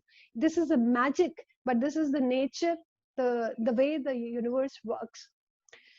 To experience, and often you must make celebrations, little small steps also you must celebrate. You must feel happy about it, because if you focus your energy on the happiness and celebration, that will start expanding in your life. So these are the techniques, these are the things that will take you very high on happiness scale. Okay, this is something I will just like to go very this. You have seen the video and it has talked about it. So physical well-being ensure करने के लिए you make sure your food, water, exercise, sleep, sunlight and fresh air. I won't elaborate much on it. It's very self-explanatory. However, what I will say is, what's your daily routine? Are you addressing all these things? If you are not, then you start making something, some kind of movement in your life routine, so that these things are addressed. this is another area I will want to explain is this is called emotional well-being. There is how you have IQ. Similarly, you have EQ, emotional quotient. And there's something called emotional intelligence. Like you see, some people are very high on IQ, maths, technology, and things, but they're not very, or maybe some people are very good at managing their anger and convincing other people, influencing them, but some people are not. So there is a difference in the EQ that these people have. Okay. Lead to be a good leader, you necessarily have to have a high EQ. Now, each one of you want to get into a good job, then become a good boss and leader and all that. So it's very important. Even if you want to have a startup, it's very important that you work on your EQ. Now, the good point with EQ is that it can enhance. IQ, I think research says, probably I think it it is not that flexible, but EQ is something that increases with age and experience. So it is how much faster you can make it, how much exposure you can give to yourself. And that's where your EQ and your wisdom will enhance. So it will have four parts of whether you're aware of your own emotions, whether you recognize them, whether you can manage them, whether similarly you can recognize other people's emotion, whether you can understand the social dynamics that's happening, whether you can manage the relationship with people, whether you can lead people. All these things will fall into the state of emotional well-being. And that's what we want to do into one of the other webinars, where we want to take it in detail. All it means is, what is more important here is, be yourself, be authentic, express yourself, and include others, and create an integrity between what you feel, what you think, what you act. Anytime you felt something and you acted differently, did it make you feel unhappy? So, and whenever you were in sync with this, whatever you're feeling is what you were expressing, were you not very happy about it? Even if you're feeling anger and if you're busting out anger on the other person, after that you felt happy, right? So this integration is very important. So how do you do that? That too without harming any other person. How intelligently you manage it, they all come under the emotional intelligence pair. So work on that, start reading books around it, start reading content around it, and measure yourself and see. By the way, yes, that reminds me, there is a scale of this, and after the session I will give you a scale of measuring your own happiness also. However, these are very subjective ones, okay, and everything can be changed. You don't just bind it कि मेरा इतना आया है तो मैं इतना ही हूँ. No, it all can increase. Your happiness can increase, your emotional intelligence can increase. What's all more important in the domain of emotions is that you learn to appreciate your strengths, connect with people, know how to express, forgive and let go. Now, forgive and let go are workshops in themselves. Those people who have some experiences in life and have deep issues in this, you must work on it, have coaching sessions around it, because the day it will move out from your head and be, you will be totally relieved, and it will be a very, very happy state for you. This is another domain of intellectual well-being. Okay, I'm now see all happiness is in body, mind, your emotions, intellect, and your spirit. So I'm coming into the intellectual side. It says, first, just as you see what your body is consuming, what food you are eating is impacting you, in the same way, what you're reading, what you're seeing through movies, what you're seeing from others, which person you are hearing, whether the company you keep is a negative person and always gives you a negative thought, you will also start thinking like that. If your company is a positive people and he gives you those thoughts, you will start thinking like that. So what is the input going into your mind is very important. So watch that. Then exercise. Just as you exercise the body, you exercise your mind. Give it puzzles, allow it memory, give it food, give it new knowledge. Once you get technology and other things, you're learning new, you feel good about yourself. Your brain feels alive. If you're not learning, that day you feel dead. So the brain has to get food also for itself and exercise also for itself. The second thing you do is about being present in now. Time and again it is coming. And for that, at least the mindfulness meditation can be started. It is also called grounding. It's like you can search the net over it, or we will pass on what are the grounding exercises. If simply you sit with your bare foot on the ground and watch 3 things that you can see around, few things that you can hear, few things that you can smell. If you are noticing these very carefully and consciously, that's being mindful. And you, even if you're thinking something in the past, let's say you're thinking something of the past and you're feeling very sad and feeling like crying, and if I make you ground and I ask you in these questions and bring you to the present, suddenly you will experience a shift within yourself. So that continuously at various different moments you must do for yourself to get into the practice of being mindful. Handle your fear. This was a question also on the group. It is a workshop in itself, by the way, so we'll take one webinar. But what tool I can give you right away is, and the gist of the entire thing is, when you have fear, stress and anxiety, there are only two ways of handling it. One, you create a counter thought around it. So if you feel stressed out or fearful that, oh my God, he's a very strong, I mean, the question paper is going to be very tough. I don't know whether I will be able to do it or not. I may be not able to do it. You purposely create a counter this and say, I can do it. In my past, I had done all those things. I have that ability, and hold on to your counter question. So it's a whole coaching session where we enable you to believe into that counter question, and you know that you have to immediately generate a counter question. If you have something like, this person is trying to put me down, immediately create a counter thought saying, maybe not, maybe I'm assuming, maybe this person is like that, he's just being himself, maybe I'm just thinking, this person is not trying to put me down. That itself will bring the shift in your mind. So there is a counter thought creation technique. The other technique is face it directly. Any fear, particularly fear, unless you face it directly, you can't get over it. So if you have a fear of public speaking, please keep on doing it. Fail it, do it, fail it, do it. But one day you will do it, and that day your fear will move out. First, you do it mentally in your thoughts, imaginations, visualizations, and then one day you actually go and do it. And in this whole process, there is a lot of NLP techniques which go. They're called neuro-linguistic planning. So the neurons which are there in your mind, they fire in a certain way, and they create a neuro path. And it is possible to change that neuro pathways. It's called training your mind to behave differently. And that is what is required to handle here. So it's a very deeper session. That's why I suggest that different session can be done on it. You learn from life experiences, we mentioned about it, and live in acceptance. So what you take from here is fear, stress, worry, anxiety. They have to be handled. How you handle? Two techniques I told you. Knowing a technique is easy, but actually getting into it and practicing is difficult. Once you do it time and again, you will be able to do that. And know and believe that you can rewire your brain. Your brain programming is like some programming written in the computer. Now you want to make a change to it. Can you not make it? Of course, you can go to the coding part and make it. Na? So it's just like that. And a lot of coaching sessions help you get into that rewiring of your brain.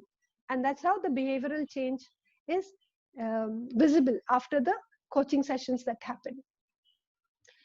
Your energies are again very important. So your whole constitution has body, mind, thought, emotions, and energies. Okay, sometimes you feel I'm not getting my energy back. How do you get that? Train your mind to see the good in everything. Can you do that? It has to be. So you can do that by way of technique that we did earlier, and being very watchful and careful of what is going within yourself. Then get into the state of flow. Get into meditation. Flow will come when you are inspired by a purpose. So have a purpose. You're not born with a purpose, but you can create a purpose for yourself. Later on, after some time, you may change it also. It's okay, but have something to drive you. And otherwise, if you don't have, you will feel very bored. You'll not know where to go. You'll become irritated. You will continue to fight with everybody here and there. Don't do that. Get into the flow. And that's very important for you. Live in acceptance. Very important thing is help others. When you're helping others, when you act into the act of altruism and in gratitude, your happiness is ensured 100%. Okay, and be your best wherever you are. Do your best, whatever best you can do, that is what you do. Totally involved. Don't take anything casual or just like that. Even if you have to wash your plate, or let's say keep your room all right, do it the best way you can do it. Because what is your character is demonstrated in small little things you do. Suppose you make your bed every day properly and neatly. That will show, if I give you a project in the office, how will you do? If you are one who just puts your bed something like that and goes away, in the office, if I give you a project, that's how you will address the project. Because the neurowiring of yours is like that. So the neurowiring happens in small little things that you do. So in small little things, you start doing very beautifully, okay, with full perfection. And here, the tool is one, you practice mindfulness, it will take your energies high, always. You always counter your negative thoughts, and then you can always manage your energy. The minute you counter, don't you start feeling better in your energy? Hmm? So that's what very important. Now, this is a quote which I want to quote from here is Patanjali said, you know, Sage Patanjali, when you are inspired by some great purpose, some extraordinary project, all your thoughts break their bonds. You don't have limitations at that point of time. Everything seems possible. Your mind transcends all the limitations. Your consciousness expands in every direction, and you find yourself in a new, great, and wonderful world. Dormant forces, faculties, and talents become alive. Something you thought you could never do, you will be able to do it. If you're inspired by a purpose, no, you can stand up and do public speaking even if you think that you cannot do. But if it is a purpose driven and your inspiration, you will do it. Okay? And you discover yourself to be a greater person by far than you ever dreamt yourself. Something in the similar line, we do a workshop which we call it as a limitless you. And here we break all your limitations in bonds. This not only that I do, and I don't believe in just doing workshops. Whatever I'm doing now is kind of a trailer, you know, I'm giving you things. I believe in seeing actual transformations. And for that, we create something like 21-day happiness challenge, 21-day mindfulness challenge, or a series of coaching sessions till you experience the change within yourself that you want. That is what gives me contentment. This is like I've come and shown you some light and direction. Now, when you have done something with this knowledge, with yourself, that's the reward for me. So with this, I would like to conclude the session. Thank you very much. I have exceeded, as I said, by 15 minutes, but I would want to open up for the question and answers.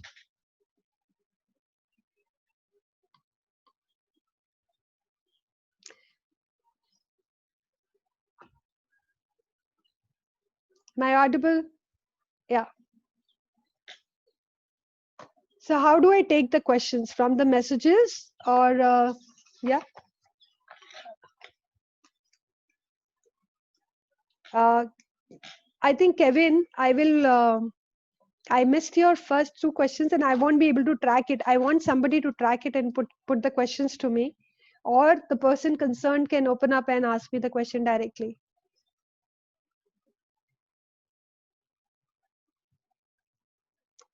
Okay. Is there anyone coordinating the question?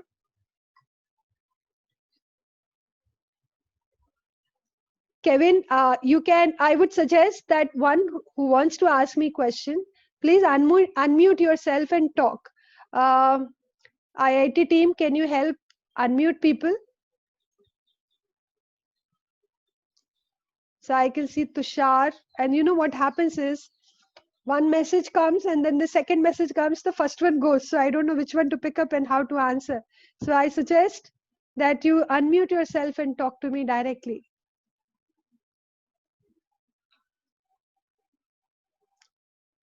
Arushi, are you there?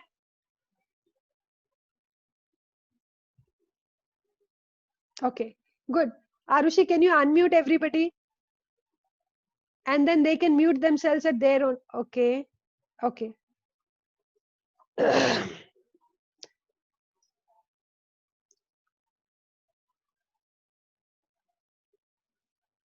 Arushi, is it possible to unmute everyone?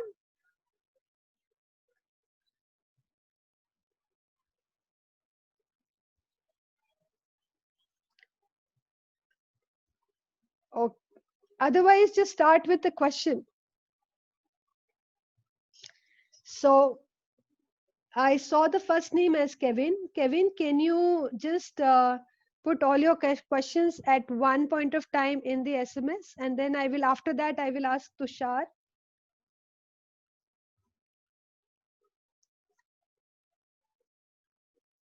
Yes, recorded videos will be shared. Okay, this 21-day habit is such that we've created a series of activities to be done. And for example, if I tell you one day it can be altruism, one day it can be around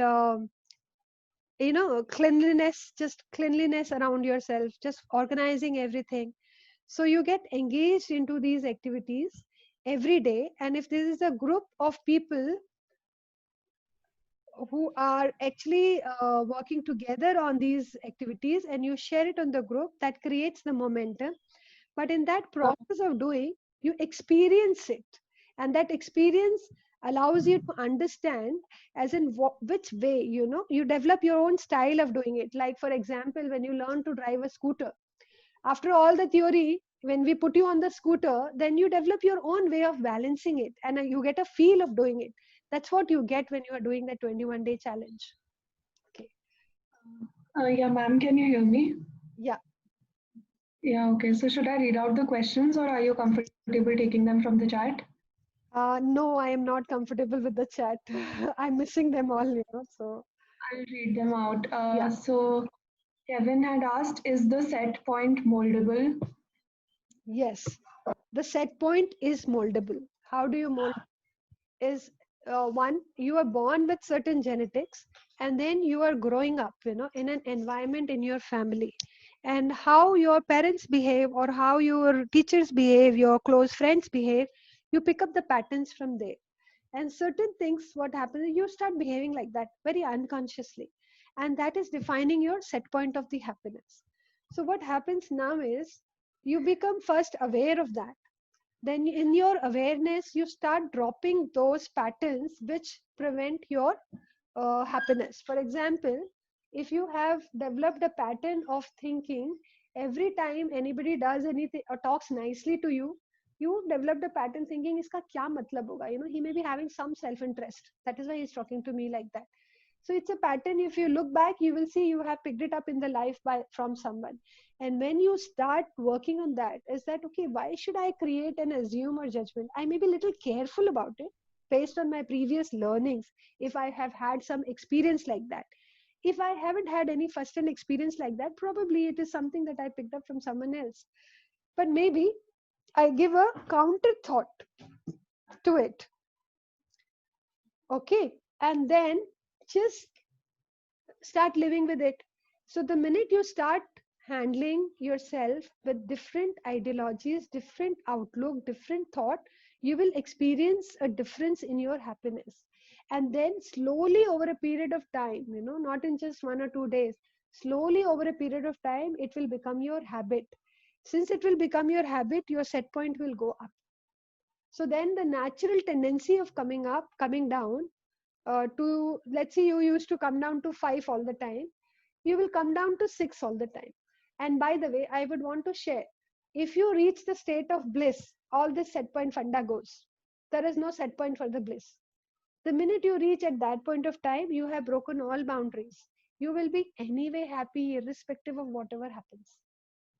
So set point has got that kind of thing. However, I will accept that in this normal life and the way we live, normally people find it very difficult to do it unless you consciously work upon it, and you work upon it, not somebody else works upon it. Then you can change it. Okay. Yeah. Next question. Flow question batao thoda. Nahi. Why is happiness so ambiguous? So I want to understand, what are you exactly wanting to understand when you say ambiguous?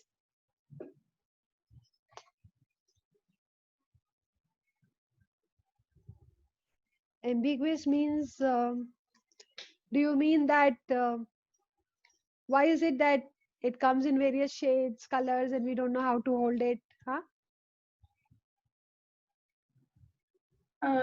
I don't think he's explained what he meant by ambiguous, but I think you're right. So see, what happens is normally we misunderstand it, or we take it for pleasure. So normally we say pleasure, and then that is what we want to associate as happiness. because every time if we remember, uh, if we look back in our life, every time we say that was my happy moment, and I went trekking along with my family or on a vacation, that was my happy moment. So you recollect all those moments when these hormones were at a high, and they are happiness for you. So your subconscious mind somewhere connects it with pleasure, getting something, and that is happiness. So you're not able to appreciate it with the level of joy or at the level of bliss. That's why it appears ambiguous. Otherwise it is not. Otherwise it is, if you are eating a mango and tasting it, it will come in various shades with different types, but it is a mango Uh, taste, na. That's all. Hmm? Ma'am, actually, you said like the things you said, like it is the state you are in, it's your being. These things I felt were not very elaborate and not Okay. very complex things were used to explain. So I think he wants you to explain further on that. Okay. Okay. So one thing we talked about was it is all in your being, is an experience. So it is not something tangible. And I tried to explain it with this fact that uh, that see, it is something which you experience all over. So it is how when you taste a mango, you tasting it through your tongue, but the experience of it is happening in your tongue, but you are becoming aware of that. So it is that level of awareness. So it's basically, and the right example I can use it, if you switch on the light, the whole room get lighted. Similarly, when you have an experience of happiness, it will expand in all your body and mind. Your hormones will be up, your body will feel light, you will uh, uh, you will experience it in your mind also. So what I'm saying is it expands into the entire being. जैसे अगर हम बोले कि तुम्हारे प्राण हैं कहाँ, ठीक है, if I say where is your pran, can you position it at one place and say you have, this is where my life is, or this is where my pran is. Your finger will also feel consciousness, your toe will also feel consciousness, your knee will also feel consciousness. So it spreads into the entire system. If you're a small baby, in the 3 feet also it spread. When you became a 6 feet 6 foot person, at that time also your consciousness expanded to 6 foot person. So it's something like that, that our happiness expands to the entire being. This is what I'm saying. Okay? You experience it all over. Further on, then further on, if you take me deeper, then hear this. Then this whole body constitution has got 4 layers. It will become all the more confusing for you. Huh? You have a body layer which is physical body, which is made of food, which is called Annamaya Kosh. Then you have a whole body which is made of your intelligence. Your intelligence is all through your body. It is not just in your brain. Every cell in your body has an intelligence. So it has spread around intelligence. Similarly, you have something called Anandamay Kosh, which is the innermost layer of you as a being, and that is happiness. That is what is, somebody asked in the beginning, is Paramananda. That is where once you touch that space, once that space comes into your awareness, you're always happy in a blissful state. So this is getting into the spiritual domain of happiness, spiritual domain of what you are really. You are not just the body, and you are not just the mind, you are more of it. So that's where it can be explained. You want me to go deeper or want to take more questions? Huh? Okay, Kevin, thanks. Good. Chalo. We'll take next question. Okay. So, Yeah. What's it? Tushar had asked questions. You noted, Arushi? Otherwise, Tushar can post it once again or open and talk. Yeah, through the Tushar. timestamp. Yeah. Will you share recorded video? Yes, recorded videos are always there with the group. IIT wala. ठीक है? Everything comes there. Yeah. Then, So, Ma'am, Shikha, if you when can tell me individual names, I can unmute them particularly. okay. So, Yeah. Tushar, you don't have any other question, right? So we can go to Sachin Goyal. Sachin, I see there is a lot of interaction also going on there. Okay, 1 minute. Huh.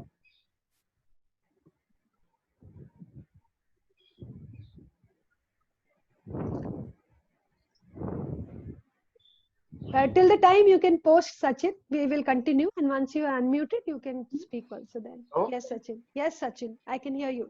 ma'am. Huh. Yeah. So first of all, I would like to know some books on the topics which you taught us today. If you can Okay. suggest some good books. And another thing is the which you mentioned. If we feel we are lacking something after proper test, and also should we take artificially in terms of in form of tablet, or is it like is it good or bad? Unless, And okay. third, okay. Yeah. Tell me what are the So other questions? Huh?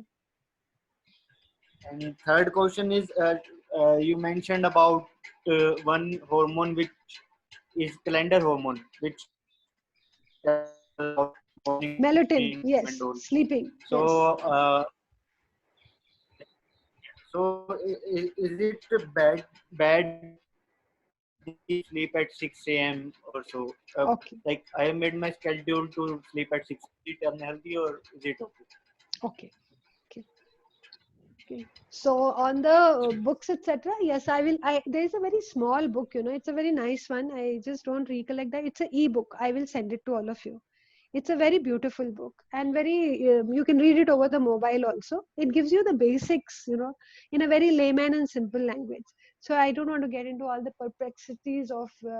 Otherwise, there are so many books on happiness, science of happiness, and things like that. The gist of that is already told to you. What you actually go into is the small book will give you that small little techniques you do every day in your life, okay, to be able to handle that. And then what you do about tablets, etc. Yes, in your body, see, mostly it's not going to be always at a right measure and perfect in everybody's body. It is going to be something less, sometimes more, and it varies in body in different point of time, different life situations, it varies. See, today you may have a girlfriend, if oxytocin is good, you don't have later, it will not have. So these things are situation based, your hormones will go up and down and all. It's not really advisable to go on to any kind of tablets or drugs or even antidepressants, because the body gets confused. The body takes this way that okay, it's coming from outside, jabki ideally and naturally by nature has made your body in such a way that these hormones get created within yourself. Okay, if that is how it is to be created within your body, and you are not allowing it, or the body has stopped creating it. Okay, let's see, for example, the mother starts lactating when the baby is born. Is she taking any hormone from outside to create that hormone? Anything? No, no. The body creates it. At puberty, the girls have their own different hormone, the boys, they have their own different hormones. So the hormones are meant to be created within the body. You must make the body capable of creating it. That's what you do. So if this is, let's say somewhere some hormone is less, and because of that the person is feeling depressed and going into the depression. So first you give him sunlight, make him do exercise, give him do good food, so that body is able to create it. So handle that. If the person is feeling lonely, put him into the right kind of people. Nowadays it has become a good fad. Okay, I'm consulting a counselor, and people say it with a lot of pride that I'm referring a counselor. It's fine, you are referring a counselor, but allow your body to act. That's, if you don't give the space to your body to adjust and come to it and put it with the drugs, it's not good. However, I would say this you do it only till the time you will still manage. If you going into a zone that it is an unmanageable depression, then please take help of the tablets and outside. It has to be then, because with that tablets, at least you will come into that much shape that now you can start taking care of your body. So that's important that way. So create that delicate balance. But first give chance to your body. If it is still not manageable, then definitely go for the tablets and medicines. Then at least your body will come back into the shape and start working on it.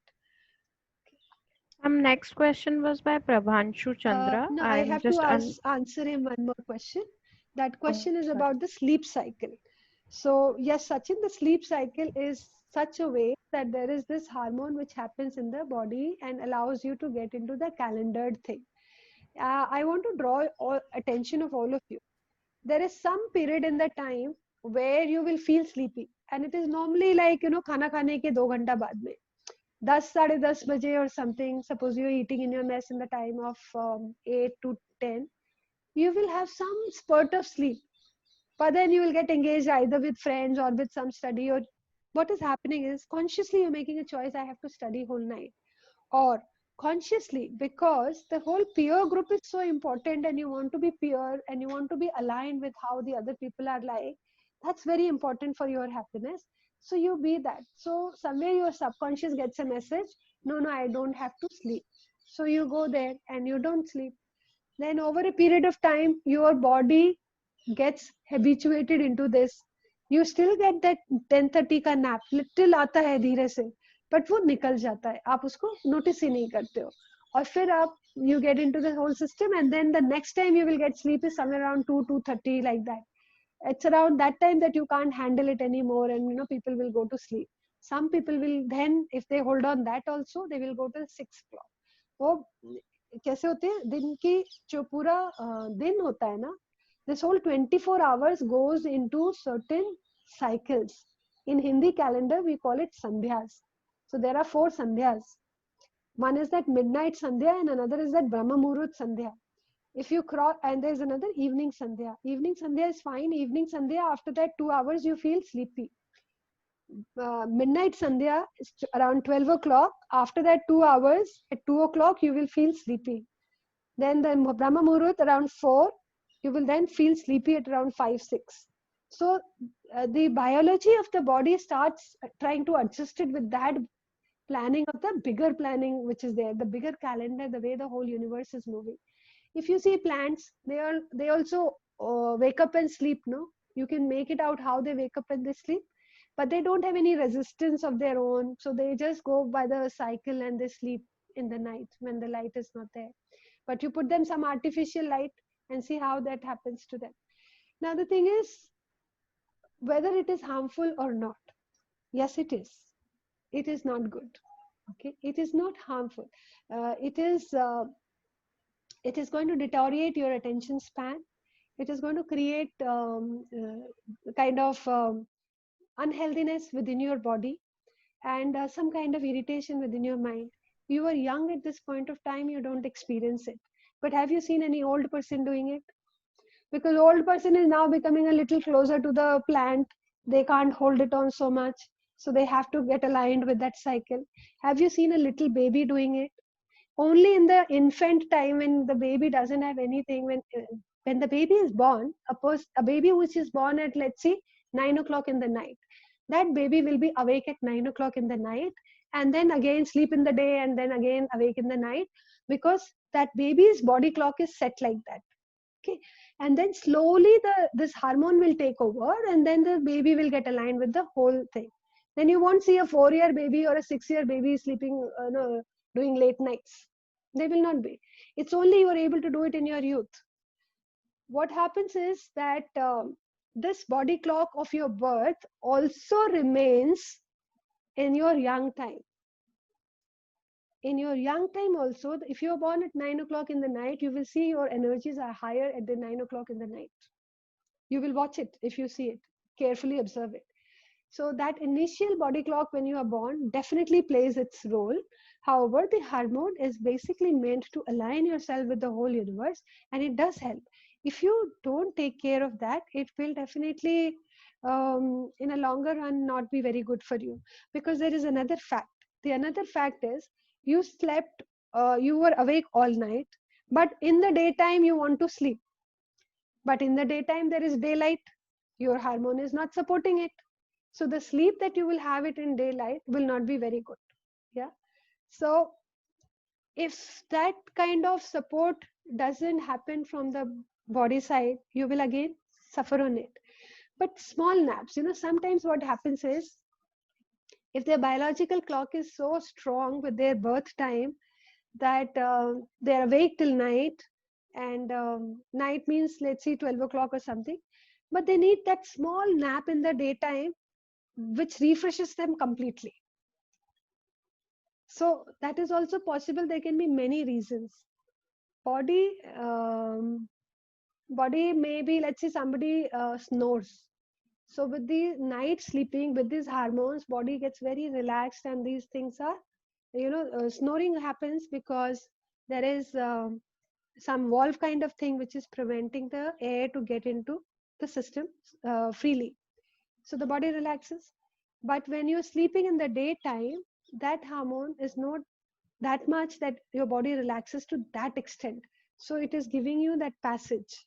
So there can be various phenomenal different reasons, and you can choose your space and see where you function best. However, it is best to give yourself at least 4 hours of sleep in the night, at least 4 hours of sleep. Nowadays, what people used to sleep at 8 o'clock, nowadays it's become new normal to sleep at 12 o'clock.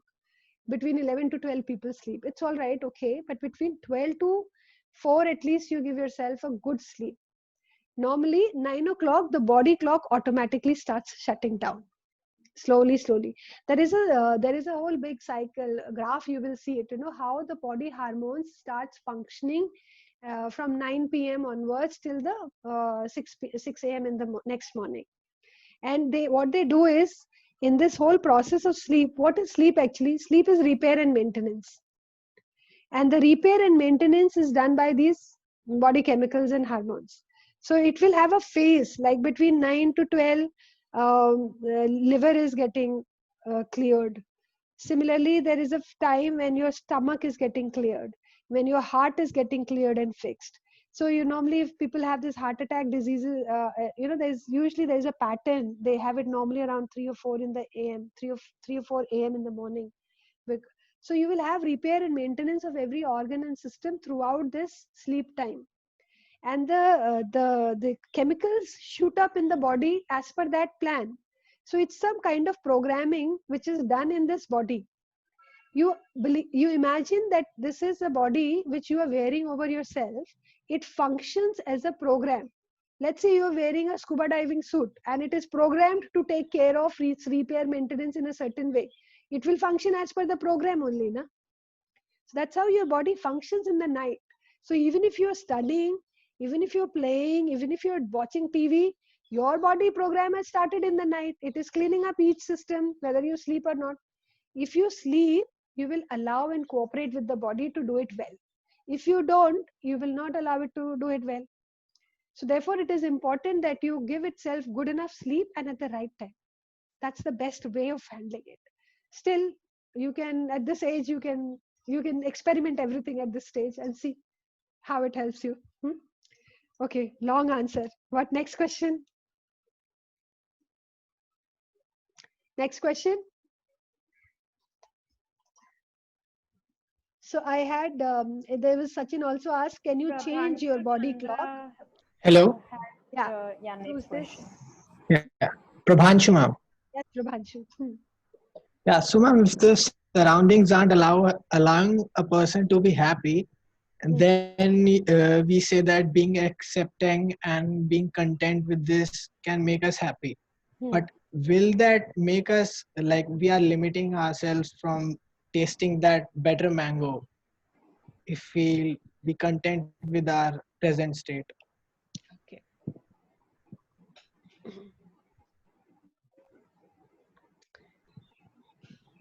So there are two questions actually you have asked. One question is whether the surrounding is not good, it is creating pain in me, and I still be accepting of it and be happy. Yeah. So even if I be in acceptance, then will that solve my problem? No, that will not solve your problem unless you work something around it. Yeah. So when the surrounding is not happy, when the surrounding is something which is creating a pain in you, that is why it is not happy. So it is not in accordance to you. Why will it create a pain in you? Because it is not in accordance to you. how you wanted your surrounding to be, that is how it is not. Then only it create a pain in you, right? Yeah, Prabhu. So if that is the situation, what do? You cannot accept everything to be as per you. Maybe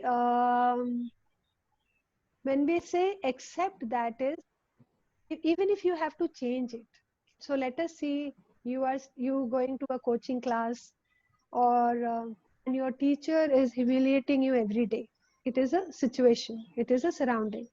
So you first of all be neutral and name that as a situation. It is a situation that is there. With that situation, you have a pain which is there. So therefore, it is painful. Now, can you change that? Maybe you can change, maybe you can influence. Many things can happen. But the first thing is that you just accept the situation, that there is a teacher who has some problem. He always humiliates me.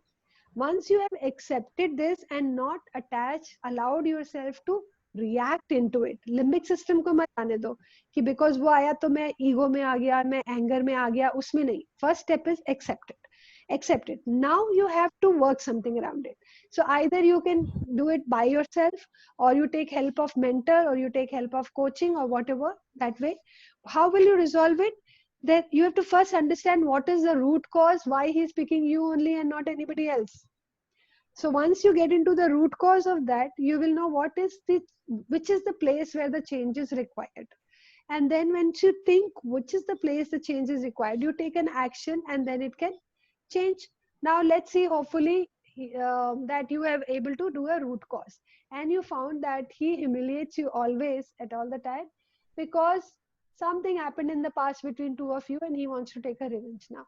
So now you can either say sorry to him, or you can say, okay, I don't want to say sorry to it, I am ready to accept it like that. But at least you have accepted. Now you are able to see, in his class, how will I behave? In his class, I will not be there, or I will put up my earphones, or I will leave my class. Some logical conclusion you will come up to solve your problems. In doing so, you will have a learning. And that learning is more important for your wisdom. So you have to be happy about that learning and that wisdom that you will pick up from there. Now let's see, in this root cause analysis, you found it is his pattern. He behaves like that with every class. Every class he will find somebody who has to be murga for this. This is his pattern, and this class, unfortunately, he's picked you up. There is no fault of yours, nothing that you need to correct at your end. You will learn how to tolerate such kind of people and take their benefit out of it. But that situation you will have to go through like that. But if you keep on looking at the wrong side of it, you will keep on having pain.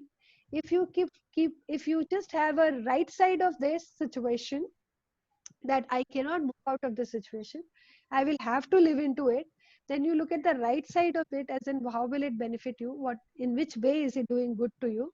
Maybe other children are not getting that opportunity to become that heartstone, but you are.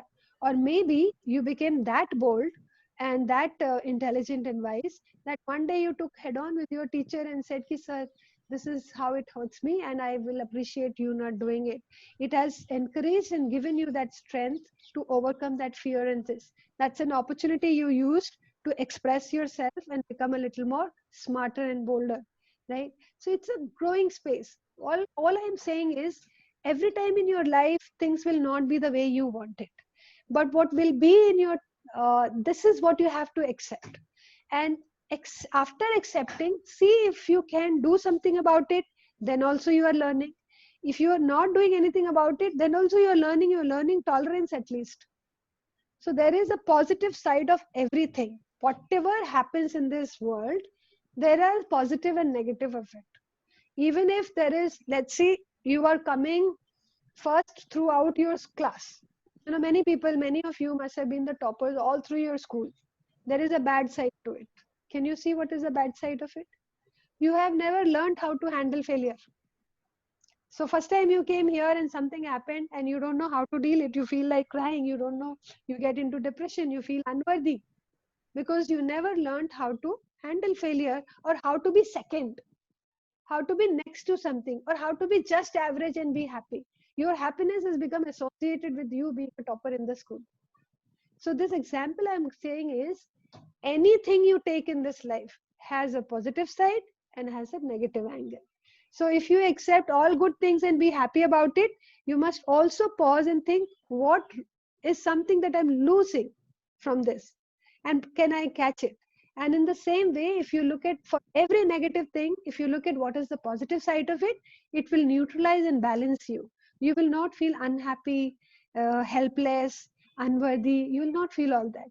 You will be able to give yourself words saying, okay, I am able to handle and tolerate such a man. Now, if I can tolerate this man, I can tolerate anybody in my life.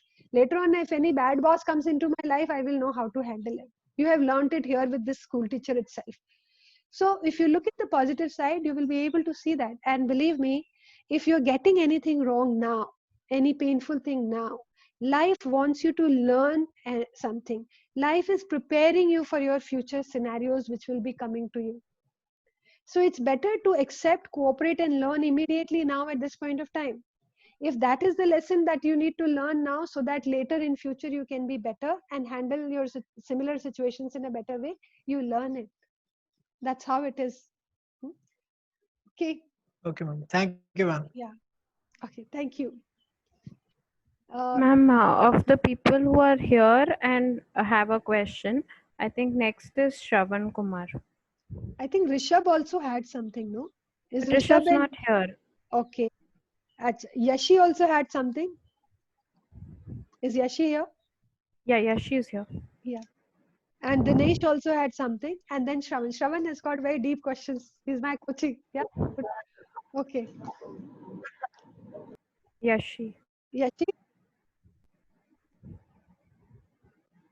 I have asked her to okay. unmute. Never mind. Has Should I anybody? try and unmute Dinesh? Yes. Yeah. Yes, Yashi. Yo, Yashi, come on. What's your question? Okay. Arushi, Okay, I'm unmuting Dinesh. had you noted the questions that came on the chat? Then you can read it. Even if they have left, we can answer those questions. Yes. Dinesh?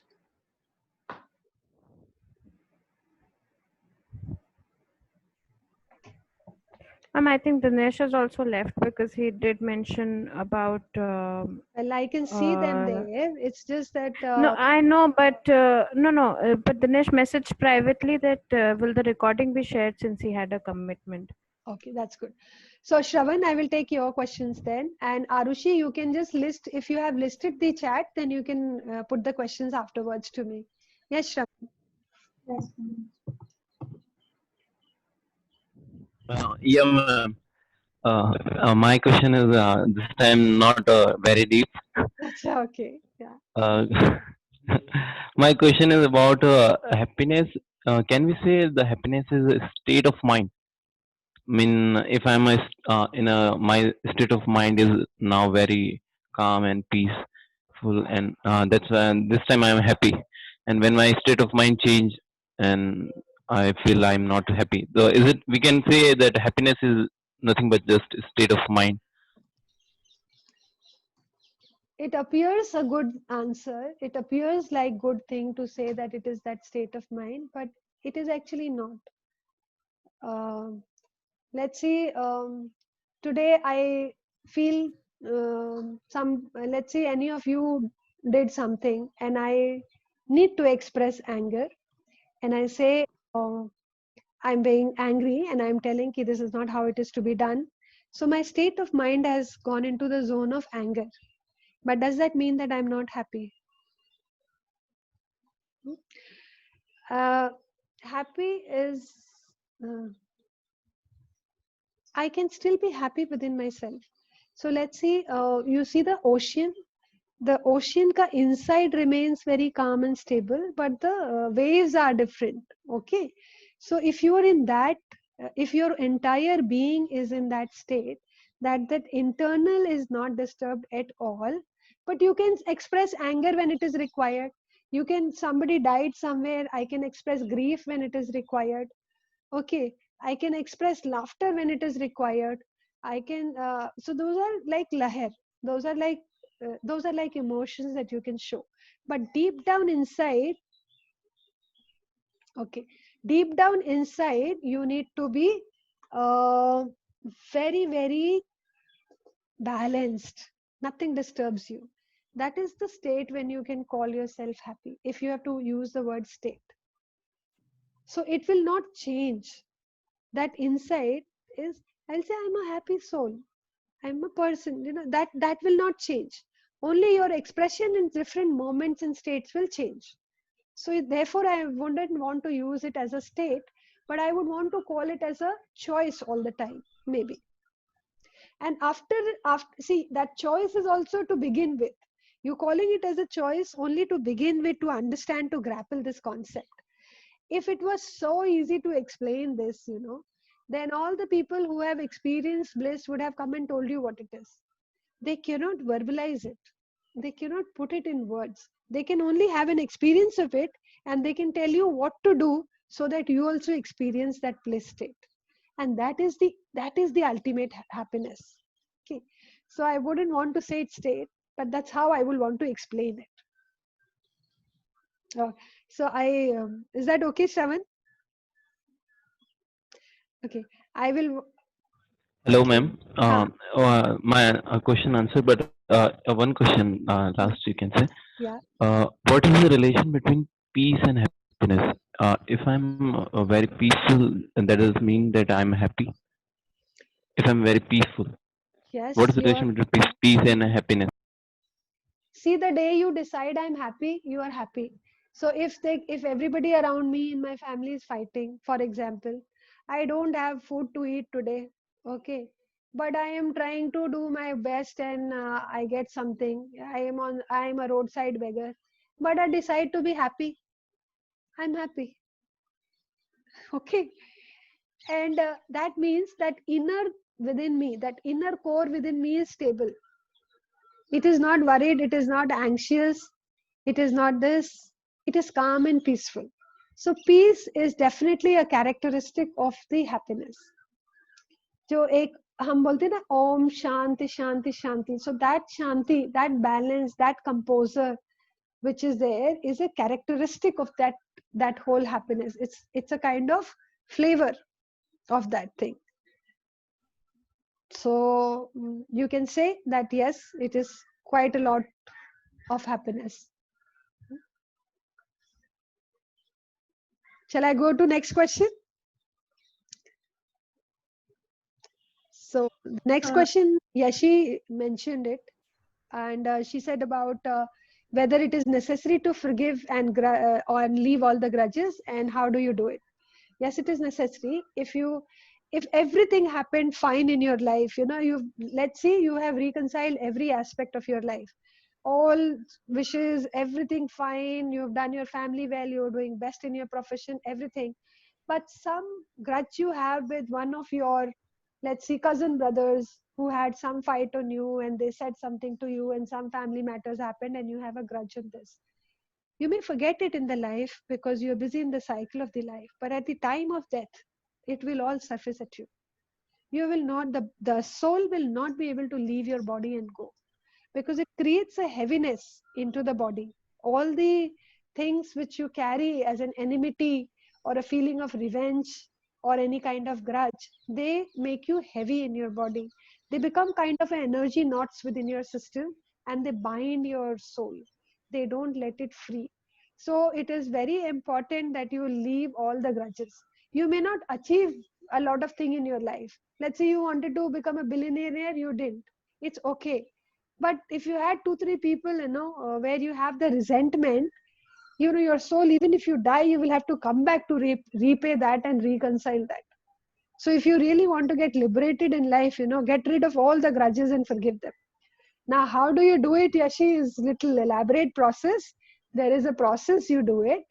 uh, it is deep rooted spiritual process, and there can be a different class around it. There are a whole lot of classes going around forgiveness and things like that. So I don't think I will be able to elaborate it here, but uh, I can say that if it is required, you all can do it in a different session.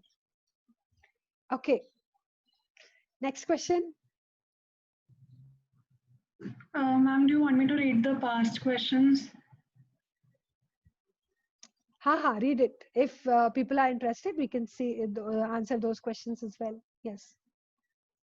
So when we are stuck somewhere, then how to be content at that time? Okay. Whose question was that? Shikha, Okay, I think she's not here now, na?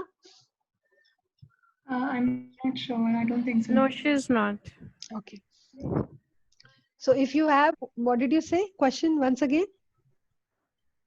How to be content when we are stuck somewhere? Okay. When you're stuck somewhere, at that point of time, you need to come up with your ways to resolve that and move out of the stuck place. Stuck place means you are getting, your energies are stuck at certain level. Okay. That is how it is meaning. And how you need to, okay, how you need to get out of it is contented is that what is contentment? Actually, contentment is also a kind of decision where you say jitna hai mere paas theek hai. So once if you are contented in this way ki okay theek hai, if this is where I am stuck, whatever I have is also good enough, or I'm contented in whatever I have. If you may get into that mindset, then your mind is not in worry and anxiety in this space. But you can always have your mind exploring how to remove that block, and that will make you more capable of removing that block. So to be able to feel contented at a place where you are stuck, you need to actually look back and look at things that are important for you, that you have, for which you can be grateful for. So the technique to remain contented is you look for all the things that you can be grateful for, and it will allow you to have that necessary intelligence and energy and thinking and seeking, so that you can remove the block from your path. Okay. Yeah. So I think, Arushi, we have gone very, I just saw the time, it's around 6:32. So anyways, if the group is okay, then we can go on. Otherwise, it's okay. Okay. Yeah, she's asking if you can bounce back and answer them that this is wrong. That is expression, Yashi. If somebody is doing wrong to you and you have a grudge for that, you need to know how to express, tell them the same thing, but you need to know how intelligently you express it so that they get message also, and you don't create any conflict situation also. So it's an art which emotional intelligence helps, but you must express yourself. There is no doubt. You must definitely express and draw your boundary. Okay. Yeah. Next question, Arushi. Can on just a second, ma'am. Can only through spirituality we achieve the taste of mango, or is there any other way? Or what's the way to taste that happiness? It's not taste. Spirituality is not necessary to taste happiness. You simply live life the way it is. See, the whole life process in itself is spiritual. If you simply live and live the way, you don't get into the complexities of ego or complexities of status in the society or all those man-made things. If you live in the very natural way, just like a plant and an animal lives, if you also live in a very natural way, it is a spiritual process in itself. And that will take you to that experience of happiness. It is only because we get entangled into all this man-made stuff now that we lose the track. Yeah. I think all other questions were answered. Okay. Yeah. So that's been great. Thank you so much. I think we should close now. Unless there is anything else. Yes, Shanu, we do. It happens. Sometimes it happens. So what's the question? I'm unmuting him.